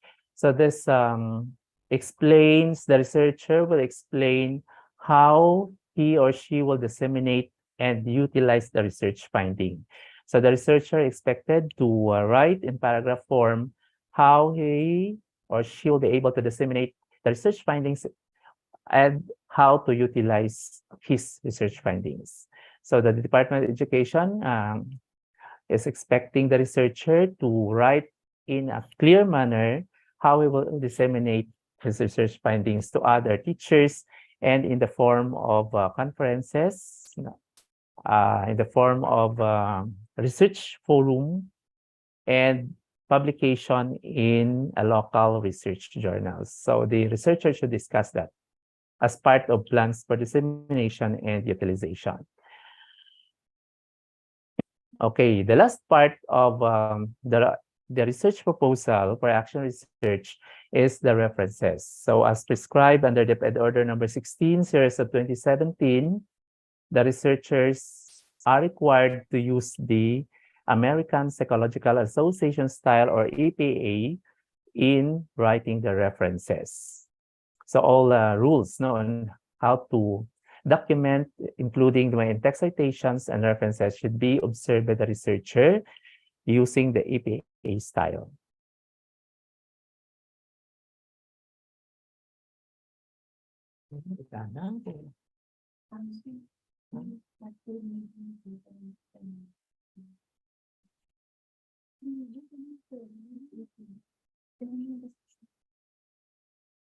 Hello, sir. Okay bang signal? Hello, sir. Hindi.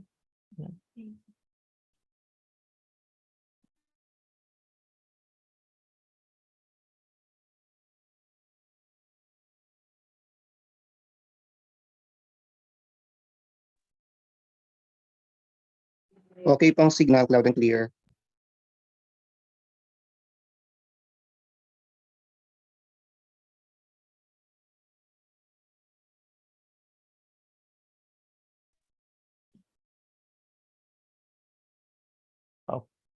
Okay, so let us proceed to part 2, that is completed action research. So as prescribed on the regional memo number 082 series of 2021, here are the prescribed parts now of the completed action research. So first, we have the title page, followed by approval sheet, acknowledgement, abstract, table of contents, list of tables, and list of figures. These parts constitute the front matter or the preliminary parts of the completed action research. Okay, this is followed by the body of the completed action research, that is the context and rationale, action research questions, innovation intervention and strategy, action research methods with 3 subparts, participants and other sources of data and information, data gathering method, ethical issues, and discussion of results or reflections. That is discussion of result followed by summary, conclusion or conclusions, recommendations, reflection, action plan, and references. So these are the parts of a completed action research as stipulated under the Ed Order number 082 series of 2021.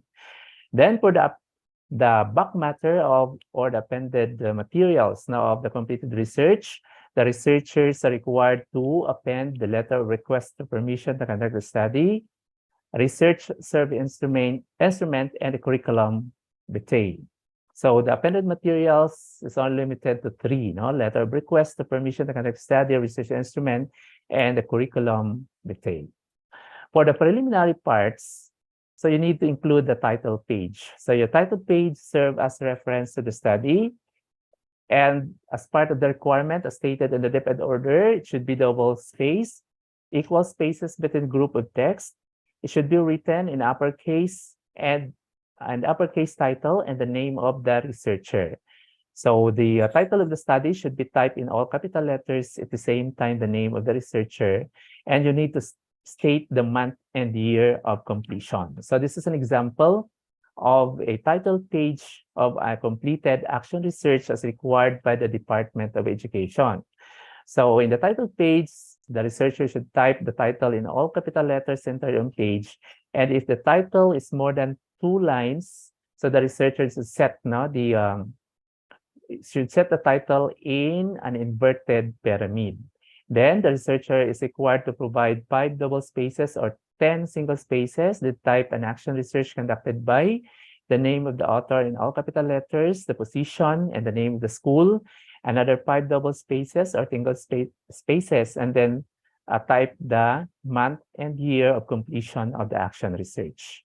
So the second preliminary part is the approval sheet. No? This part serves as proof for the acceptance of the approval of the completed research by the Division Research Committee.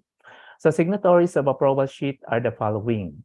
It should be noted by the school head and recommending approval by the SEPs for Planning and Research and to be approved by the school's division superintendent. So in case the proponent is a school head, it should be noted by the public school district supervisor. So this is an example of the approval sheet now of a completed action research in the Department of Education. So first, the researcher should type the word approval sheet in a combination of uppercase and lowercase letters centered on page. Then type this completed action research titled. Place the title in a double quotation mark in all capital letters. Then write the name of the researcher in all capital letters. Then type it's hereby approved, noted by the school head, recommending approval by the SEPs for Planning and Research, and approved by the school's division superintendent. The third preliminary part of an action research is the acknowledgement. So contains individuals who would like to be recognized by the researcher or researchers, reflects initial of the researcher or researchers at the bottom right, be consistent with the introductory words all throughout the text, use third-person pronoun in writing the acknowledgement, and it should not exceed 2 pages. So take note that in writing the acknowledgement, the researcher is only given 2 pages for the acknowledgement, as prescribed under the PED order. Then, the researcher is required to use third person in writing the acknowledgement. So the researcher is not allowed to use first and second person pronoun in writing the acknowledgement. Instead, use third person pronoun. Okay, so this is an example of an acknowledgement. No? So acknowledge only those individuals who have the important contributions in the successful completion of the study, and limit the length of the acknowledgement to 2 pages only. Okay, the next part of the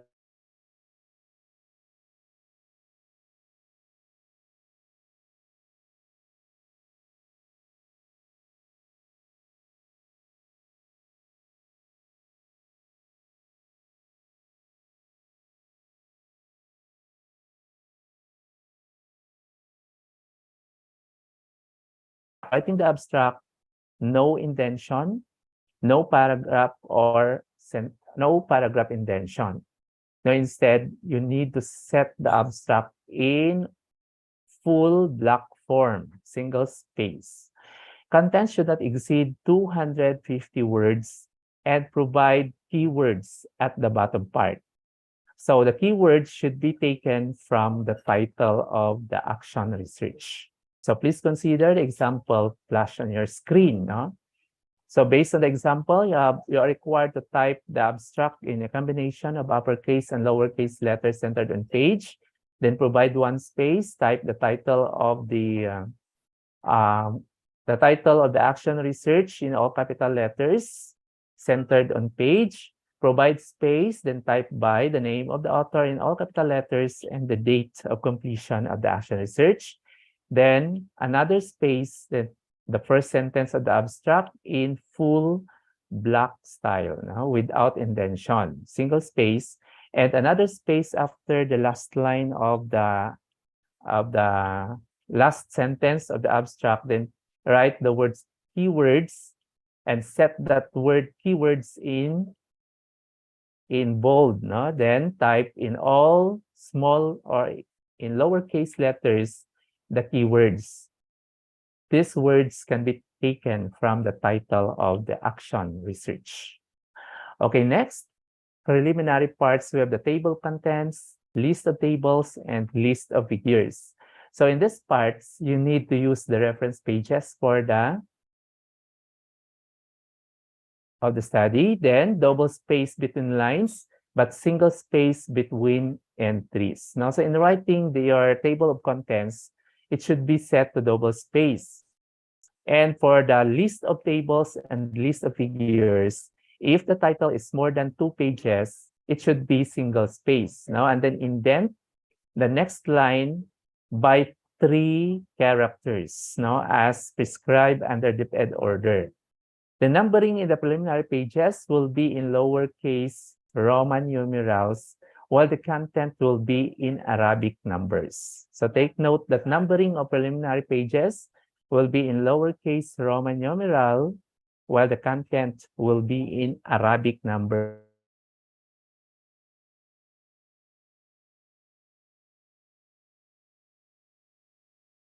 Like 1, 2, 3, 4 contents. Now, so under the table contents, you have to type the word table contents in a combination of uppercase and lowercase letters centered on page. Then reflect the preliminary pages starting from the title page up to the list of references.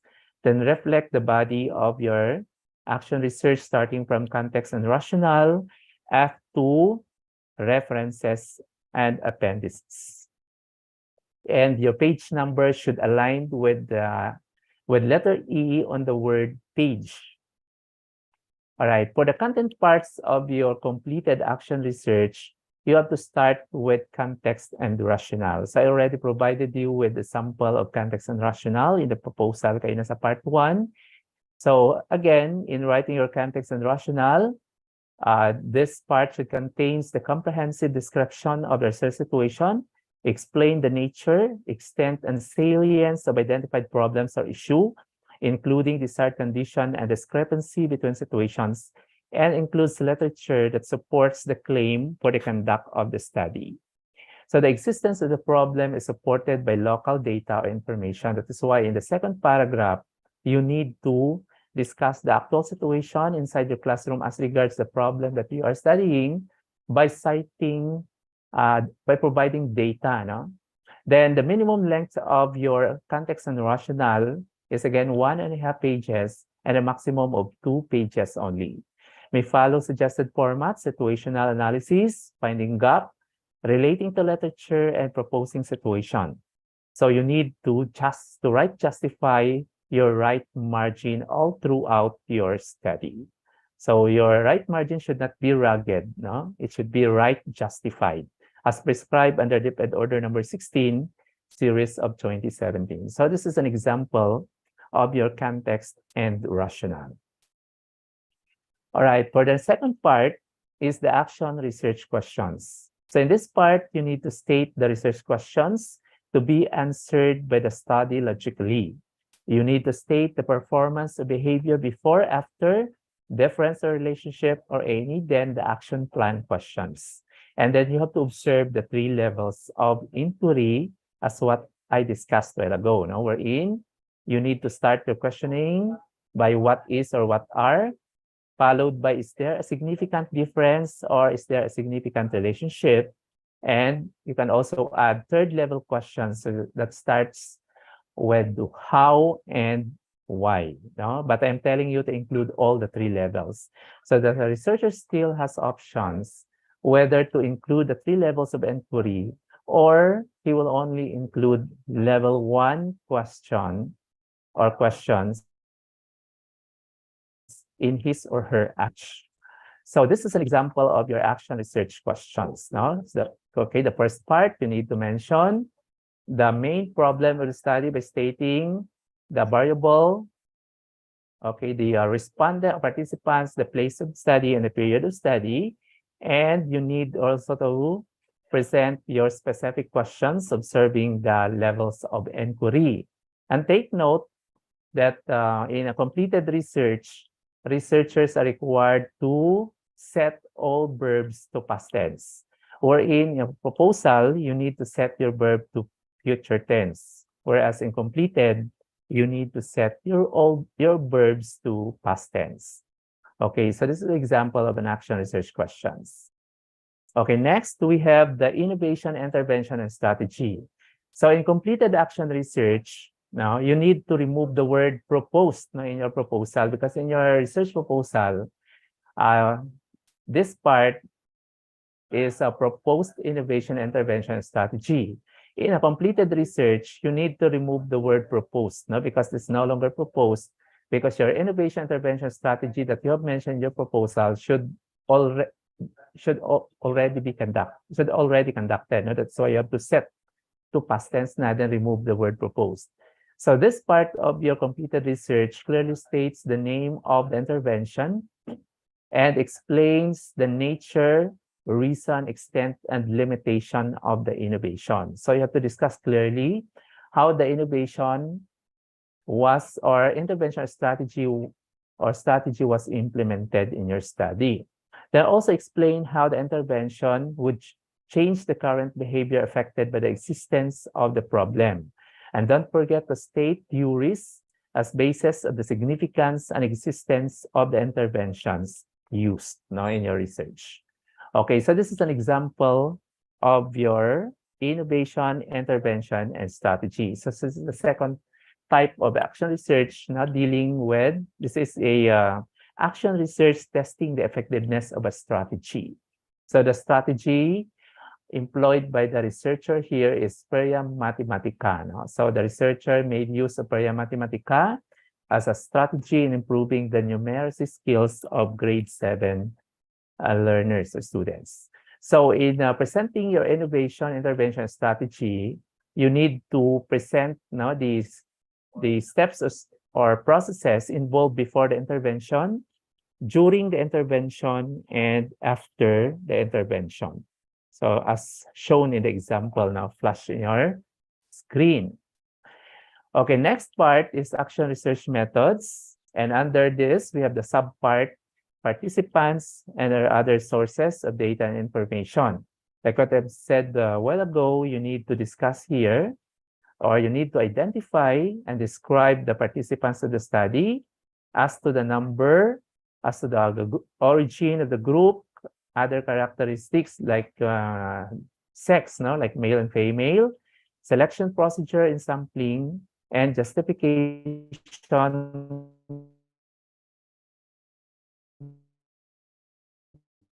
for the inclusion involved those particular participants. So this explain that clearly. And if you use sample now as your participants, you have to also to mention what sampling strategies had you used to draw the sample from the total population. Okay, so this is an example of action research methods. Now, first, you have to mention your research design as part of the introductory statement. Then at the left margin, you have to type participants and other sources of data and information. Then characterize your participants. Okay, next part is data gathering method. So in this part, you need to explain the significance and alignment of the data gathering method to the nature of the problem and research questions. So present logically how data were collected and analyzed using appropriate data analysis tools.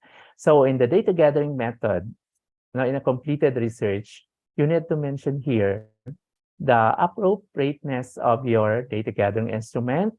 You also need to mention the number of items, how to answer and how to interpret. Then you need to mention the appropriate statistical tool or tools to analyze the data gathered by that particular data gathering instrument. So if you intend to use questionnaires to discuss how many items that questionnaire, how to interpret the questionnaire, no?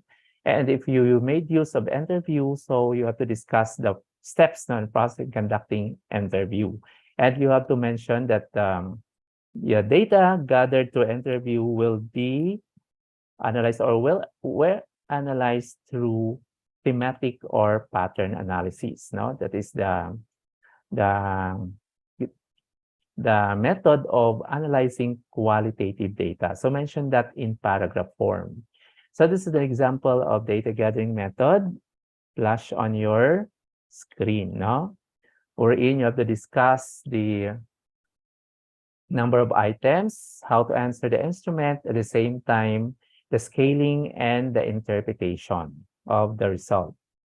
And then don't forget to mention the statistical tool to use to interpret the data. Next is the ethical issues. Again, this part discusses the process of gathering accurate scientific knowledge. No?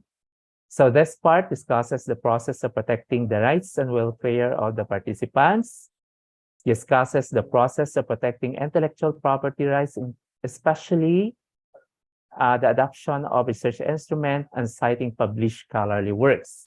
So under ethical issues, you need to acknowledge the original author of the research instruments that you adapted in your action research in order to avoid committing plagiarism. And you need also to discuss the process of gathering the data or for securing permits prior to gathering the data. Then you need also to explain that you secure prior consent from the parents of the participants if your participants of your action research are minors. No? So do not undermine ethics in research, because there are instances that some researchers encountered problems because they failed to observe ethics in conduct of research, and many of them committed plagiarism. That is why it is a good practice to always acknowledge the sources of the adapted research instrument to avoid committing plagiarism. Okay, so this is an example of unethical issues for the teachers in the Department of Education. Okay, next part. This is now the discussion of the results and the reflection. So in this part, you need to discuss the findings using the format, title of discussion, content of discussion table, using the American Psychological Association format. So the official formatting style adopted by DepEd as stipulated under DepEd Order number 16, series of 2017, was American Psychological Association. So discuss the content of the table, give implications, and relate findings to literature, support your findings. So like writing or discussing the result of an academic research like test and dissertation, in action research, you also need to observe the levels of interpretation. Or in level 1, you need to read the contents of the table. Level 2, you need to give implications. And the level 3, you need to corroborate or cross-reference. So the same process in interpreting the results of an academic paper like thesis and dissertation, wherein you have to observe the 3 levels of interpretation. Level 1, table reading. Level 2, implications. And level 3, cross-referencing. So presentation, the results should be made one by one with the sub-problems. So if you have 3 questions or sub-problems or specific questions mentioned in your action research questions, it should be discussed now one by one. So there should be textual and tabular presentations of data. So in discussing your discussion or results and reflection part of your action research, you have to discuss first the result in paragraph form, followed by table. So in other format, we followed tabular presentation first, followed by textual. In the case of action research in the Department of Education, our format should be textual presentation first, followed by tabular. And you are no longer required to present your data in graphical form. So only textual and tabular. So tables may include mean, standard deviation, description, degree of freedom, T or F value, P value, and the interpretation. So this is an example of discussion of results and reflection. So you have to type the words discussion of results and reflection centered on page in the combination of uppercase and lowercase letters. Then on the left margin, type the word discussion of result, provide space, then type the first subheading based on your specific questions. For example, your question number 1, what is the frequency of engagement academic cheating among grade 7 students? So your first subheading should be frequency of engagement in academic cheating among grade 7 students. So in discussion of result, you need to, in the first paragraph, you need to discuss first what statistical tool you have to discuss the statistical tool you use to answer that specific question. And then for the second paragraph, that is your first level of interpretation that is table reading. So whatever data you have written inside your table should be discussed in paragraph form. Then after this, the level 1, you proceed to level 2, wherein you have to provide implication like this result means that majority of grade 7 students in the study practicing any sort of academic cheating in their classes. That is level 2.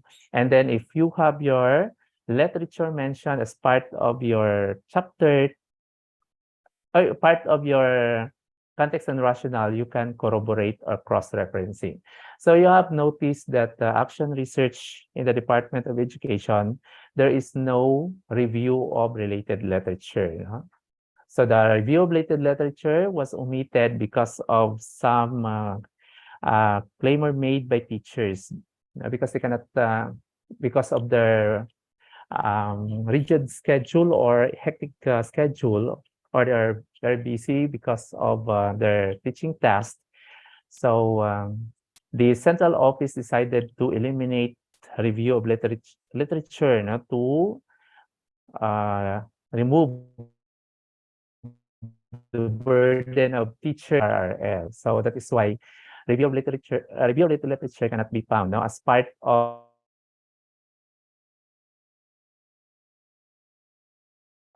action research of the department. Some literature as part of your introduction to further strengthen your reason for. Okay, so this is the example now of discussion of results and reflection. So for the tabular presentation, so observe this format. This is the APA format. You have to mention first the table number, space, the title of the table in a single space and in a combination of uppercase and lowercase letters. Then one horizontal line, then the title of the column, another horizontal line, then the frequency of engagement. Second column should be the frequency and percentages as a statistical use to analyze question number 1. And then you have to provide another horizontal line. So this is the table, format of the table observed by the Department of Education. Then another, for example, you're answering the question, what is the level of numeracy skills of grade 7 Waling-Waling students before the intervention? As part of specific questions for the second type of action research, which is testing the effectiveness of a strategy. So the same process, the same format. You need to mention first in the first paragraph the statistical tool that you use to analyze the data. Then in the second paragraph, you have to read the contents of the table for level 1 interpretation and provide level 2 interpretation. Then followed by table. So textual followed by tabular. Okay, for the second question, that is the end line data. So level of numeracy skills of grade 7 Waling-Waling student. First paragraph, second paragraph, followed by the table. Okay, for the question of differences. For example, the question, is there a significant difference in the numeracy skills of grade 7 Waling-Waling students before and after the intervention? So you have to provide subheading You have to set to statement form. So differences in numeracy skills of grade 7 Waling-Waling students before the intervention. So for the first paragraph, you have to discuss here the statistical tool that we will use to determine the significant difference. And the second paragraph discuss now the result of the t-test, as indicated in the table, then followed by the table of the t-test. So this is all about the contents of or the result, discussion of the result based on the specific questions.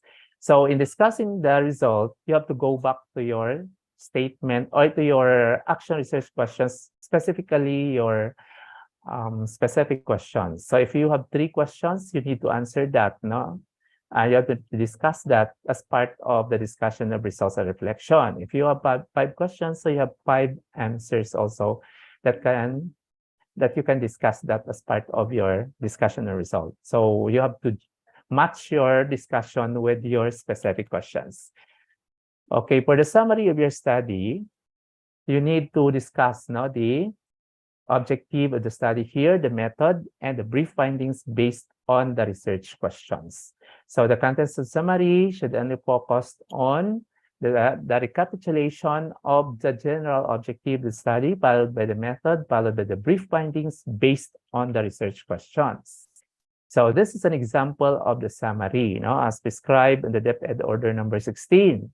So you need to type summary in a combination of uppercase and lowercase letters, followed by the first paragraph should be the purpose of the study, followed by the participants of the study, followed by the data gathering instrument and the statistical tools. And you have to end your summary by enumerating your research findings. So if you have 4 questions, so you are expected to have 4 research findings. Okay, next, conclusions, presentations of conclusions. So in presenting your conclusions, you have to give deeper meaning of your findings. And in making conclusions, you have to answer the why of your research findings and should be equal to the number of sub-problems and must follow the order of their presentation. So meaning, if you have 5 questions, you are expected to have 5 conclusions because your conclusion should align with your finding. No? So for example, question number 1, finding number 1, conclusion number 1. Question number 2, finding number 2, conclusion number 2. Then use brief but generalized statements derived from the findings when you draw your conclusions. Your conclusion should not be repetition of statements anywhere in the body of your action research, particularly the findings. So you don't need to repeat your findings. So in drawing conclusions, just answer the why of your findings and give deeper meaning to your findings. Okay, so you need to exclude numerical data as part of your conclusion. So meaning you cannot find any numbers as part of your conclusion because numerical data are not allowed as part of your conclusion. Then in drawing conclusions, you have to answer the why. So I already mentioned that. And the most important one, you need to use past tense in writing the conclusion. Again, use present tense rather in writing the conclusion. Present tense and not past tense. However, in sharing your findings, you need to use past tense. In sharing your findings, use past tense. In drawing your conclusions, use present tense. Okay, so this is an example of a conclusion of an action research. All right, so let's proceed to recommendations. So in presenting the recommendations, the researcher is required to recommend based on the conclusions. Then measures or solutions offered should be doable, feasible, practical, and attainable. So do not recommend something that are not doable or feasible or practical. Then address the person, agencies, or offices which are in a position to implement them. So you need to be specific in giving recommendations, wherein you have to mention the name of a person or the specific person who will do or who will perform the recommendations. So do not offer a generalized recommendation. You must be specific. Should be equal or more than the number of sub-problems. So if you have 3 sub-problems, you are expected to have 3 recommendations. And your recommendation should answer the how of your findings. So the common practice of the researchers in writing recommendations, they tend to focus on the weaknesses identified by the research. So if your research findings identified a certain weaknesses, then your recommendation should be focused on those weaknesses identified by your findings. This is an example of recommendations. Now, for example, in light of the findings and conclusion of the study, the following recommendations are hereby presented by the researcher. So the mathematics teacher must conduct remedial session to grade 7 in order to fully master the basic mathematical concepts, operational skills needed in high school competencies. So teachers must develop a remedial session that fits the students' interests through contextualization, localization, and indigenization, enhancing learners' mastery of the basic skills needed in the project. Then you can also recommend the strategy that you used in your study. For example, Prayer Mathematica must be implemented or grade 7 students in school. So as suggested by research experts, avoid the use of should in writing recommendations, because the word should does not sound recommendatory. So instead, use the word may or must in writing recommendations. All right. Another important part of a completed action research is the reflection part. So in this part, states what the researcher or researchers have learned in the study. So in this reflection part of action research, the researcher must give his or her opinion or views regarding the result of his study, and the researcher can also give his or her realization on the strengths and weaknesses of the research methodology or intervention. In the reflection part of completed action research, the researcher is free to give his own opinion. So the researcher can criticize the methodology used in the study. He can free to give his or her own insights or views regarding what he discovered after conducting the study. So the most important paragraphs that can be found in the reflection part of a completed action research should be the learning of the researcher after conducting the study. So the researcher can write the reflection in paragraph form, or he can write in enumeration form, as shown in this example.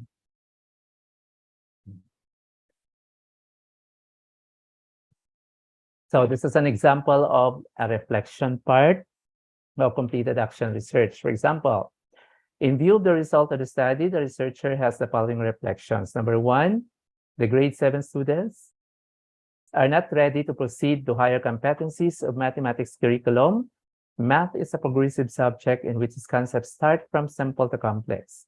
So being taught of an advanced topic without mastering its basic or prerequisite competencies will only promote laziness, anxiety, and even fear among individuals. So the second reflection of the researcher, being and becoming a whole person is the goal of K-12 basic education curriculum as reflected in its framework. In the advent of its implementation, schools have been a venue for different programs and activities that reduces teachers' contact time to students in the classroom. Such events have been a priority and given attention, believing it will facilitate holistic development to learners. Knowing about individual differences, these practices have a lot of disadvantages to students. So instead of organizing those programs, the teacher should focus more on a classroom-based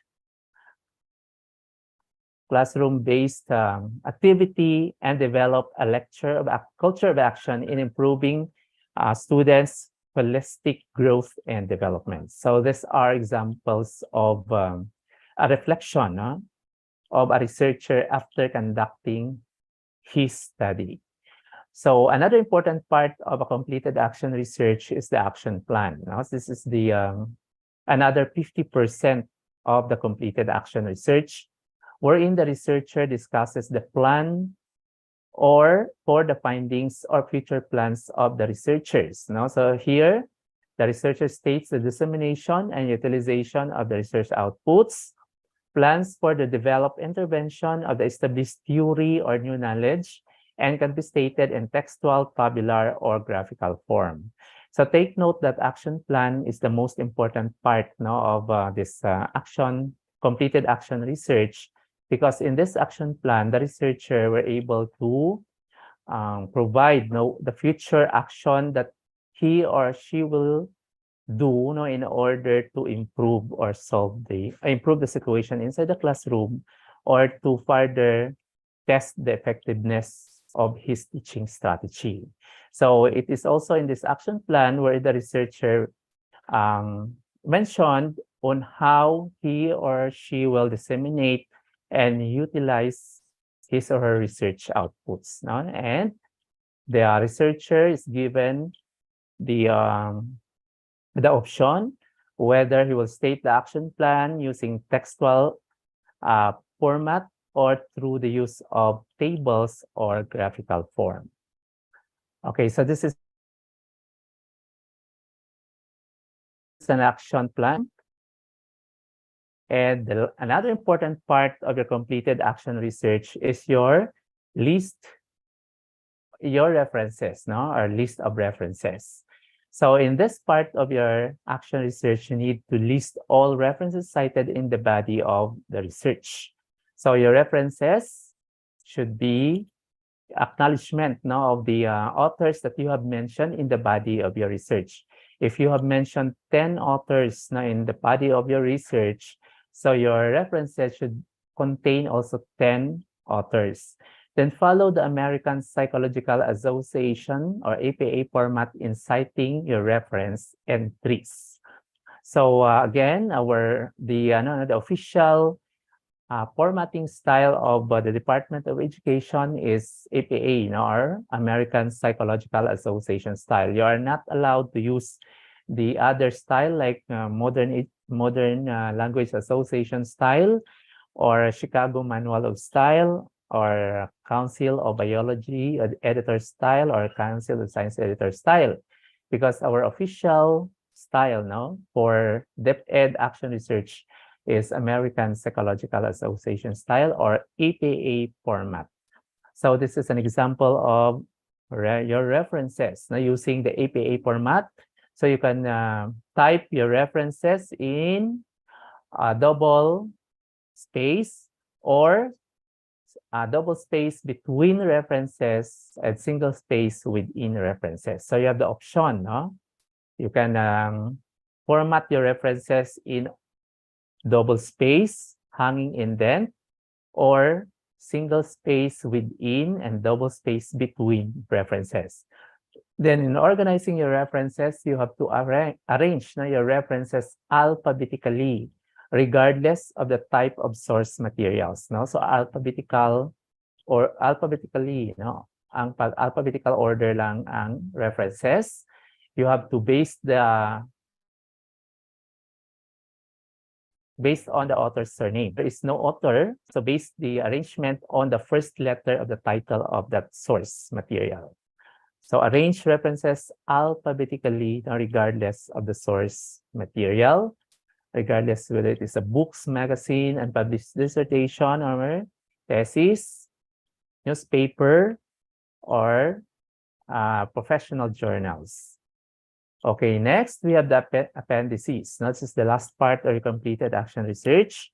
So it includes all attachments used in the study. Now, so example of your appended materials are letters request to conduct the study, research survey instrument, research output, intervention or innovation used, and the statistical data or tabulation. But this is an optional, no? So the most important that you need to append, no, in your completed action research is your letters of request to conduct the study, your data gathering instrument, and output of your intervention. And then the last part of completed action research is your curriculum vitae. No? So in this part, you need to include your personal information for reference. Don't forget to provide your photo. No? And the photo should be placed on the upper right corner of the page. Then information reflected by the owner is protected by the Data Privacy Act. So it is in the curriculum vitae of the completed action research, there should be a complete enumeration of your personal data, starting from your name up. You can also include your email address, the awards received, your seminars attended, and your experiences, the work experiences. So you can design your curriculum vitae based on your preference. So you can start by presenting your personal data, followed by other your educational highest education, your attainment or educational background, and end your curriculum vitae with the enumeration of your seminars attended. Okay, so important note in writing your completed action research report, you are required to use letter size bond paper that is 8.5 by 11 inches. Then your margin should be 1.5 by 1 and 1 and 1. No? That is 1.5 in the left margin, 1 inch the top right and bottom margins. Your font style, as prescribed under DepEd Order number 16, should be Arial. No, you are not allowed to use other font style because the prescribed font style for action research for the Department of Education is Arial. So you are not allowed to use Calebre, no, Times New Roman, or Bookman Old Style, because our official font style is Arial.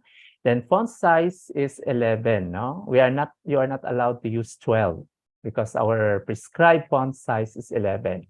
Then spacing is double space, and pagination should be placed in the upper right corner in Arabic numbers. However, in preliminary pages, you are required to use small Roman numeral to be placed in the upper right corner of each page for preliminary pages.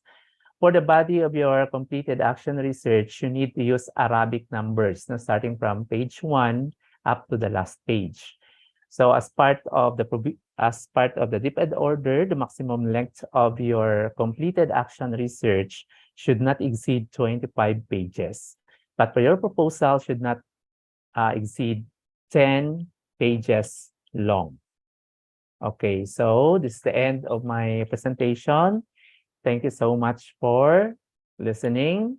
So any clarifications from the participants of this training?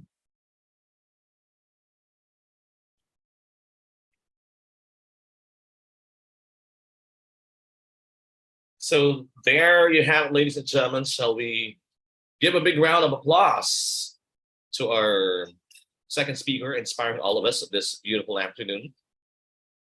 So let's give a big round of applause again to our second speaker before we invite you guys to ask questions. Thank you very much, sir. Dr. Joffrey Basilio. Before we ask the questions, Doc, kamusta ang weather? Doc, sa Antique? How is it? Terrible ka na sa damol ang ulan, kada hindi man namin ang signal. Very weak ang signal naman diri kay hindi man namin tiyempo. Okay. So it seems like they're still preparing some of the questions, but let me ask you first a few questions about your topic, which is all about understanding the basics of action research process, design, and implementation, using action research to improve students' learning outcomes. Now, Doc, since nowadays, most of the students are already attending school, it's not anymore virtual or modular, it's already face-to-face. What are the usual problems that most students encounter when it comes to doing the research? Okay, so one of the problems encountered by teachers in doing research, particularly in this, so you're referring to teachers? First, I'd like to ask about the undergraduates first. So first, okay, so first, one of the problems encountered by students now who are writing research, particularly in the undergrad, is difficulty in organizing their literature. And another one is selecting the topic to be studied, particularly in determining the relevance and the appropriateness of the title in the present situation. And another is the difficulty in analyzing the result. No, many students find difficulty in data analysis, no, because of their limited background in statistics and in analyzing both qualitative and quantitative data. Okay, you mentioned about one of the problems actually is coming up with the title of the research. Any tips on how really to come up with a very good research title? Are there special tips on that, special rules? Mhm. So based on several books now on research, one of the considerations now in selecting the title should be the topic should be of great interest to the researcher, Okay. and the topic should be relevant to the present situation, no? Because it is good to conduct research which are already overstudied, no? That is why we should maintain the novelty of the topic, the recency, and the appropriateness of the topic on the present situation. So that is the most important factors not to be considered in selecting the topic for research. Okay. And now you also mentioned about the usual problem also is related to the related literature. Can you tell us more about this one? Why this has become a common and a basic problem of students about related literature? Yes, in organizing literature, this is one of the difficult tasks, no, of a researcher because of the demand of the time. We're in organizing the literature, you have to settle to the most recent sources. No, you are not allowed. Most of the educational institutions do not allow researcher to cite obsolete references. So in organizing literature, you should strive to come up to look for a recent sources. Say, for example, for journals, that is 5 years back, and for books, 10 years back. No? And in organizing literature, it is very difficult not to present ideas logically, especially if the researcher lack the knowledge, no, on, for example, lack of language facility, wherein we cannot manage to organize the presentation of literature logically. So another difficulty in organizing the literature is the dearth of topics, no, particularly to novel topic, no, or mga new topics, wherein the researcher find difficulty in searching topics relevant to the study.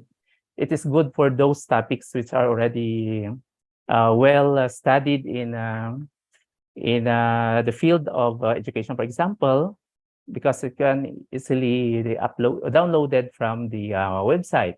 But there are instances that the researcher dealt with topics which are new or novel. So the researcher find difficulty in looking for literature not related for that particular novel topic. Okay, that's good.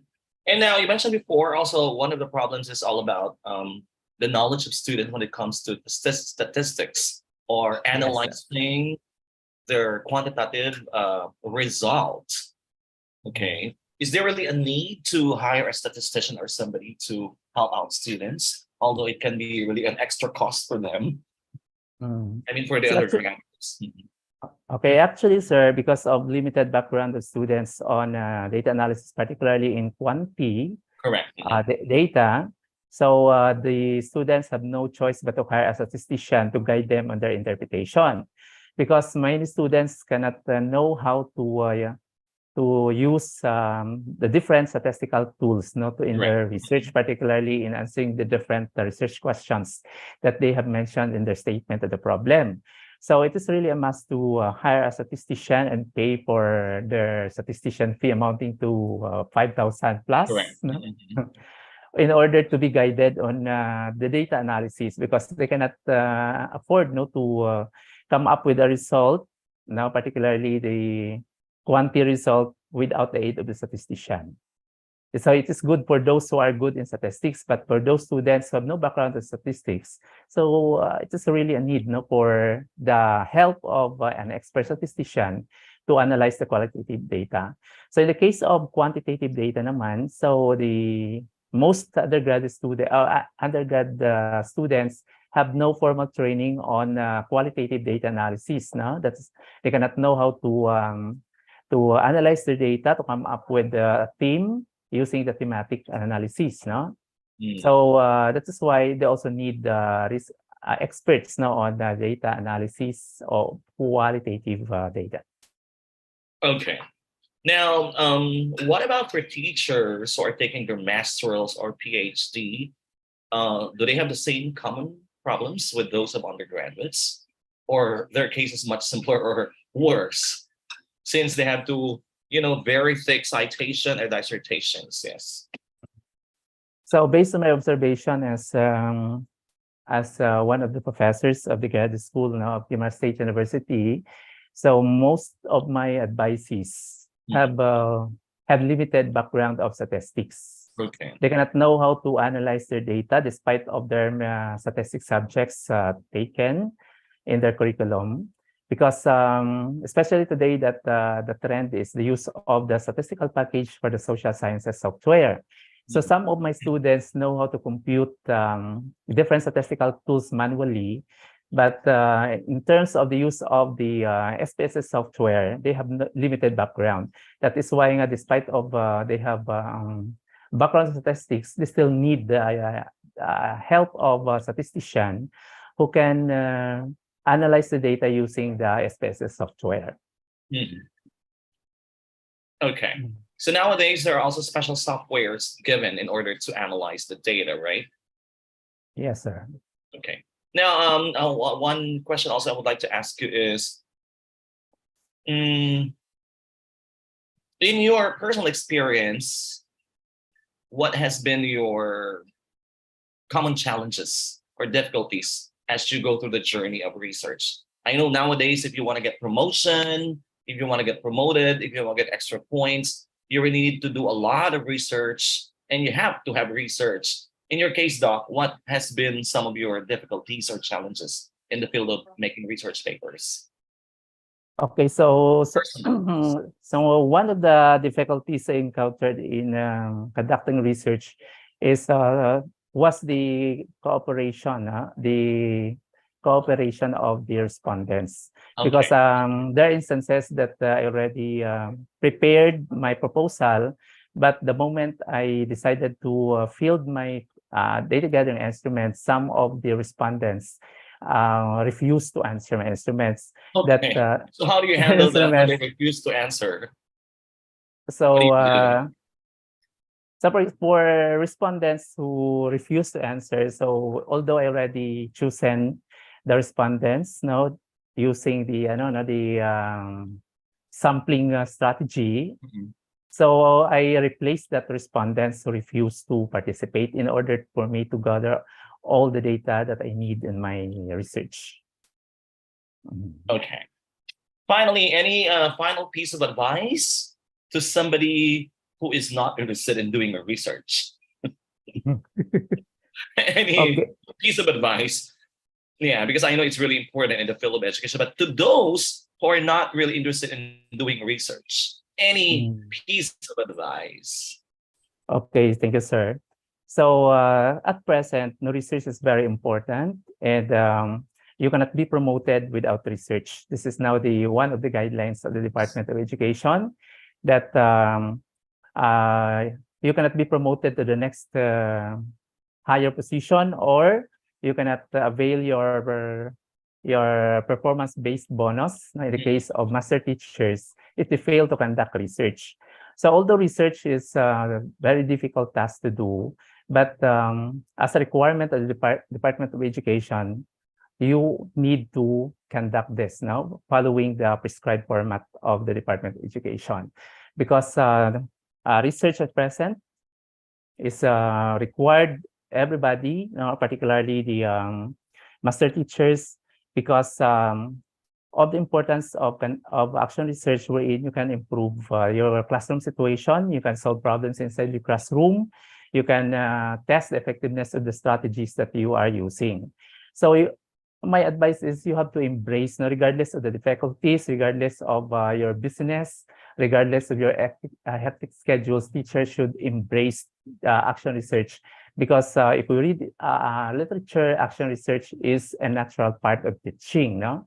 So the moment the teacher enters the Department of Education, whether he likes it or not, he or she is required to conduct research in order to help to improve the classroom situation and eventually help his or her learners. So do not consider research as an additional burden aside from teaching, because research nowadays is very important, no? And it can help improve educational outcomes, and it is not only and it should be considered as additional burden. Mhm. That's right. And hey, Doc, everything that you have said has been very informative. And of course, the last few words that you have given were all inspirational. Research is always a part of an academic, right? So Mhm. you can never run away from that. So anyway, Doc, thank you very much for sharing your expertise. And also you've mentioned about some technicalities. I'm pretty sure those basic will always be very important when it comes to making research. Good luck and hope to see you in flash or face-to-face in the future. Shall we give a Okay, big thank you, round of applause to Dr. Joffrey P. Basilio? Thank you very thank you much. so much, sir. And Thank you, keep safe sir. there. Thank you. And again, we would like to say thank you to all our participants. And of course, we want to say thank you again to the Philippine Institute of the 21st Century Educators Incorporated.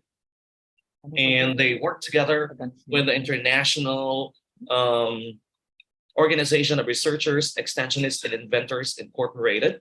Thank you very much. So we are done with the first day of our training workshop on action research, pedagogical formulation, teaching, demonstrations, and presentations. And of course, tomorrow, we're going to start around 8 in the morning. We're going to have a chance to meet again and listen to two remaining speakers.